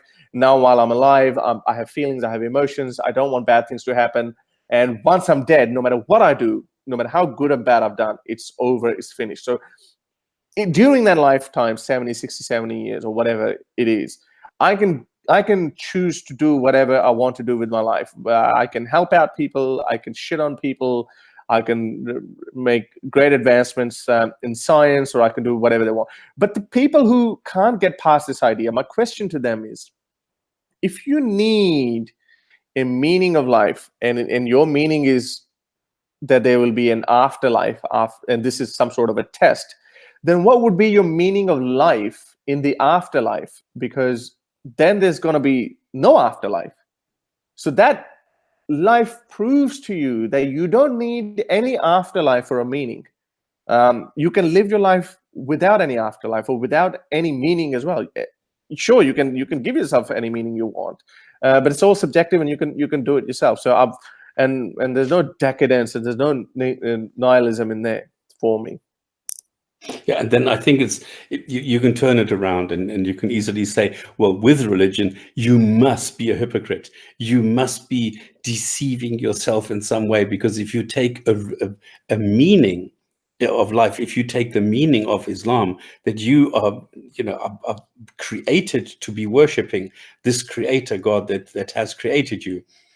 Why would you worship this creator when it says this creator doesn't need any worship? And it doesn't tell you how to worship.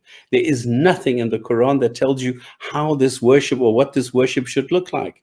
And then, of course, why would you worship to get double whatever bonus points or whatever for your afterlife when this God already knows, this creator God knows already what you're going to do at the end of the day after your 70 years. So the whole thing logically does not make any sense. So you need to fool yourself into believing, and this is where this word delusion comes from. You had to fool yourself to believe this to make any sense of the reason for a meaning of life within religion. I mean, that's crazy.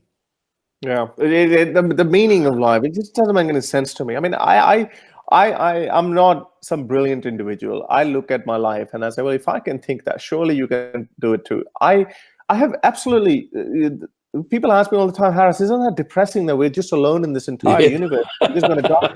I think, I really don't care. I'm mostly worried about which movie I'm going to watch tonight or what book I'm going to read. And I'm fine, and I'm watching music, and I have absolutely no worry about it, unless obviously some other things happen. My dog dies or something bad happens. I'll be worried about that. But that I understand. That's just only. And once I die, it's over. Game over. Why do you have to give yourself so much importance that you're the center of the universe? That no, I can't die. I'm some sort of an energy that has to somehow live on.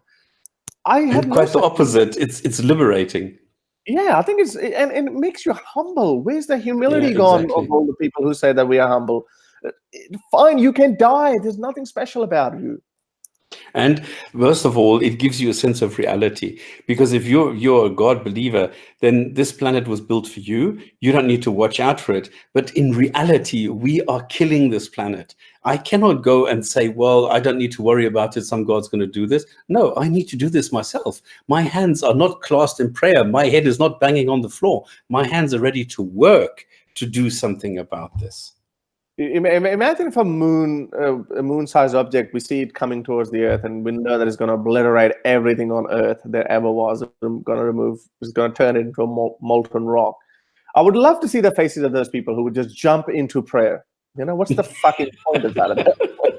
You're just thinking that unless at that point it would be a pretty good point for your God to prove himself and show this hand comes out of space and just moves that approaching object away, and then go, okay, then I'll say, okay, all right, Superman came at the last minute and helped us. No, you got it wrong. This is the verification of the end times. Yeah, so there you go. So they will have a reason for that too, and exactly. They will die.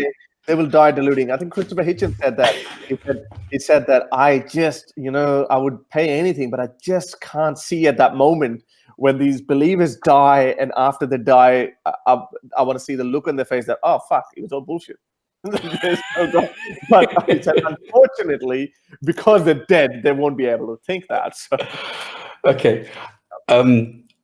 We've talked about the definition of a moderate Muslim. What is the opposite? What's an extremist? ISIS, Taliban, people who literally shape their lives around the literal reading of the Quran, and they just don't stop at Quran, because Quran becomes pretty difficult to understand without the literature that comes with it, and that literature is even more explicitly violence than the Quran itself. Cutting off the hands. The one who says, okay, well, he's an enemy of Allah, I'm going to cut off his hands and feet, and I'm going to wage jihad against the non-believers, and I'm going to spread the faith of Allah, and the real manifestation of that. This is why I think people like us, when we used to say there's some truth in that ISIS is the real Islam, but I think the proper statement would be ISIS is the literal version of Islam, because every verse, as I said, give me any statement, I can misinterpret it purposefully, and then purposefully, genuinely believe that my interpretation is actually the correct interpretation. So that would be the literal extremist version. Yeah. And I think, again, I think extremist should not be the right word. It should be the literal version, because fundamentalists. Well, no, even fundamentalists, because how would you convince a what we classify as moderate Muslim or modern Muslim who looks at the same verses and he's deluded enough and he thinks, well, this is not what God meant by that. I'm a fundamentalist. My fundamentals of Islam is prayer and fasting and being nice to everyone. He genuinely believes that he's the fundamentalist Muslim, and those are the fundamentals of Islam. So I think literal would be probably the best version, and that in manifestation, its manifestation would be ISIS, and it seemed extremist to us, but that's just one literal interpretation. What about these fools that you see on these dawah things, like this Ali Dawah and Hijab and Adnan Rashid and Subur and all these fools? Where do they belong? They're literalists too. Again, the only difference between them and ISIS is that they're actually not doing it, but they believe in pretty much every same thing. They believe in the literal jinns and the miracles, and they literally believe that homosexuality is horrible and it should be punished to eradicate, but they would not actively do it. But ISIS will do it, and this is why in UK you guys have let in all the all these ISIS warriors in your country, and I worry about it. That where is it going to go with that? Because that thought is still there. Are they going to live like Muhammad Hijab and Ali Dawah, where they would just say it, where they believe in it? Then it's a ticking time bomb, because if you sit on that, if you sit on those beliefs, I think it's only rational for you to act upon it. So these are literalists. I would say these are literalists, and in our, because of our linguistic, Muslims would like to call it. Yeah, I think Why So Religious was right, and that a Muslim would like to call them extremist, but it shouldn't be the right word, because extreme. If you believe that Islam is a religion of peace, then extremists would be extremely peaceful, right? But that's not what we. Yeah, but they're going against it. They say, well, these are extremists. So these are literalists and probably more rational Muslims, I would say, because they're drawing a direct line from the scripture to violence. Given the anti-democratic tendencies of Islamicists, how supporters of such offer objective evidence against Sam Harris on the issue of voting? What? TDS, can you repeat this? Or did you ask, can you understand this? Can you ask him, given the anti-democratic tendencies of Islamicists, how supporters of such offer objective evidence against Sam Harris on the issue of voting? Oh yeah, okay. See, again, another thing, like, I mean, these modern Muslims have somehow convinced themselves that Islam has room for democracy as well. They believe the first caliph, Abu Bakr, was democratically elected between the four caliphs. One of them didn't approve of him. The other three approved of him, Ali and Omar. Sorry, Omar and Uthman. So that's where they draw the narrative from. Obviously, there's a different democracy. You and I, how we see it, is totally different, and I don't even buy it. It could not even be true for all I know. But my point is that they draw that narrative. But for example, Pakistan, Indonesia, Malaysia and Turkey, these countries have a Western democratic system where people, one man, one woman equal one vote, sort of thing. So they do have an opportunity to vote. These Islamist parties do take part in the election process. So they actually have an opportunity, a legitimate opportunity to vote for these extremist parties or these Islamist parties, but they don't. I don't understand. Can anyone solve that for me? They just don't. We look at all the demographics. Indonesia, I think they did one in Aceh province. I'm not very familiar with Indonesia, but all these other Islamic in Turkey just happened, in Ankara and Istanbul. This guy Erdogan, who seems like an Islamist, but obviously nothing like ISIS or Taliban, but he has Islamist tendencies. He just lost as well. So in those two cities, so they have an opportunity. So when people see that, ooh, they're going to bring beheading, they're going to bring stoning. Maybe I don't want that, even though I say that I want that. This is a mental conflict going on in their own minds. And I think this is why I think that is probably not a true reflection. Do you also see this shift from Wahhabi Saudi to the Turkish kind of influence? I think the Wahhabism has run its course in a way that even Saudis have recognized that they're not going as hardcore as they used to 10 years ago. 15 years ago, because America really tightened the screws. They're just having these dying breaths. I know in the Pakistani madrasa system, a lot of reforms are taking place without going so public about it, because that is going to bring out the extremists, these jihadis, more in force. But I've been given examples where they are bit by bit changing the wordings, changing the text, the textbooks, where they're just changing, eliminating the jihadi verses, etc. And again, it's easy to misinterpret them, and they're interpreting in their own way. So they are doing these things. So the so-called moderate or modern Islam is somehow there's the first time I'm seeing that there's a genuine attempt from the Muslim governments around the world. There's a genuine attempt to try to move away from this Wahhabism. And obviously, Saudi Arabia always had to play a part because they've got the money and they had the purpose behind it. But with this new guy, MBS, he might be corrupt and brutal, but he might have recognized that, you know, we have to move a little bit forward away from this Wahhabi Islam. Okay. Okay, the Islamists, until they get voted, are the Islamists after they change the law, or do we need a new word for? Oh my God! So the people are coming back from ISIS, and there's two questions around this. One is, are the Islamists after they change? Are they Islamists after they change the laws, or do we need a new word for them also? And the other one is from TDS, was also an extension. The claim was the extremists don't vote for the extreme given hidden voting. You can't have evidence those who would vote for them chose to vote at all. So this is all about the extreme. Oh, you dropped off here. I need to. Did you get the question? No, I think I cut off right in the middle. So okay, so it's about the Islamists and the extremists. When they are they Islamists when they change the laws, or do we need a new word for them as well? And then the other one was an extension by TDS, the claim that the extremists don't vote for the extreme given hidden voting. You can't have evidence those who would vote for them chose to vote at all. Yeah, well, okay, so the second part, I'll answer that very easily, but you can't say it otherwise either. Where's the data? I'd like to see the data. Okay.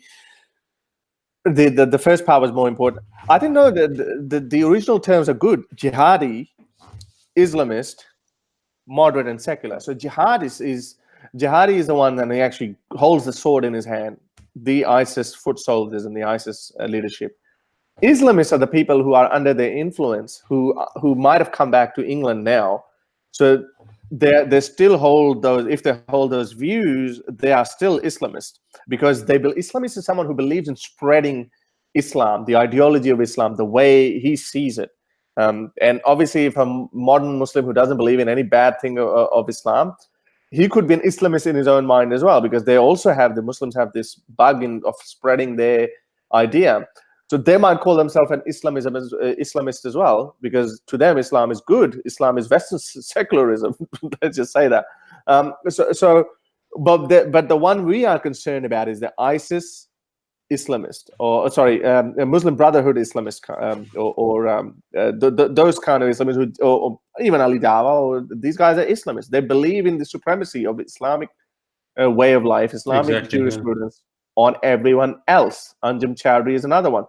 Even though, given the opportunity, if he was brave enough, for example, Anjem Choudary, he would have held a Kalashnikov in his hand, but he was a coward, so he wouldn't do it. He would mislead other people. He would mislead young people to do his dirty work.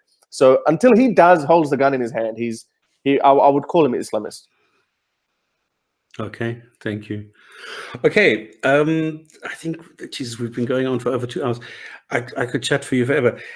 What question have I not asked that you would have liked to have been asked, and the way you would have a brilliant answer?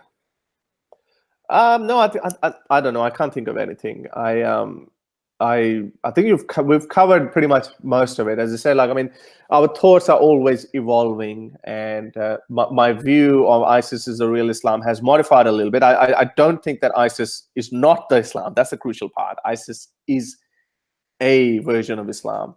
So I think that's very important, and credit goes to Hassan Radwan for making me think it that way. Because and the other thing is, again, as I said, I just want to reiterate that I'm thinking that we need to make more allies.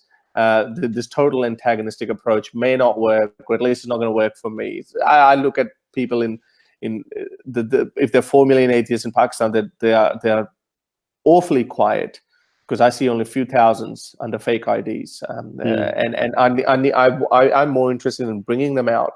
This is like an army, huge market waiting for you to be tapped, and then they can spread it. It's like the idea is awesome. Ideas spread like memes, you know, they just spread. And so I think we need to look into other avenues. Again, I'm not shitting on other ideas either. You want to have an antagonistic or more aggressive approach towards criticizing religion, go for it. I will support you. But I'm just saying that my way of thinking has changed a little bit. And also, I want to make an announcement. I am coming to Europe in September. Oh, brilliant. Yes, I am delivering a talk in Amsterdam on 1st of September, then in Berlin, a couple of talks in Berlin, I think that's on 6th of September, and then in Oslo, that's 9th of September. So the details, ticketing details will be available on my Facebook profile. You can have a look there. So yeah, I mean, I would love for you guys to come and yeah, take part, and we can hopefully share and exchange ideas. Brilliant. Yeah. Okay. Everybody follow Harris Sultan on Facebook, and you will get all the details there. We just say thank you. I think I've made it very clear that I enjoyed very much reading your book and going through it. And I think it's a very level-headed approach that you are doing there, and presenting exactly what people should see in Islam, not being antagonistic, not being overly aggressive or anything like that. And that's why I appreciate it. And that's why I personally am looking forward to the second delivery of what you have to offer for us. Thank you very much for being on the Gin and Tonic Show. Thank you very much for having me. Okay, thank you. See you next time. See you next time on the Gin and Tonic Show. Cheers. Bye-bye.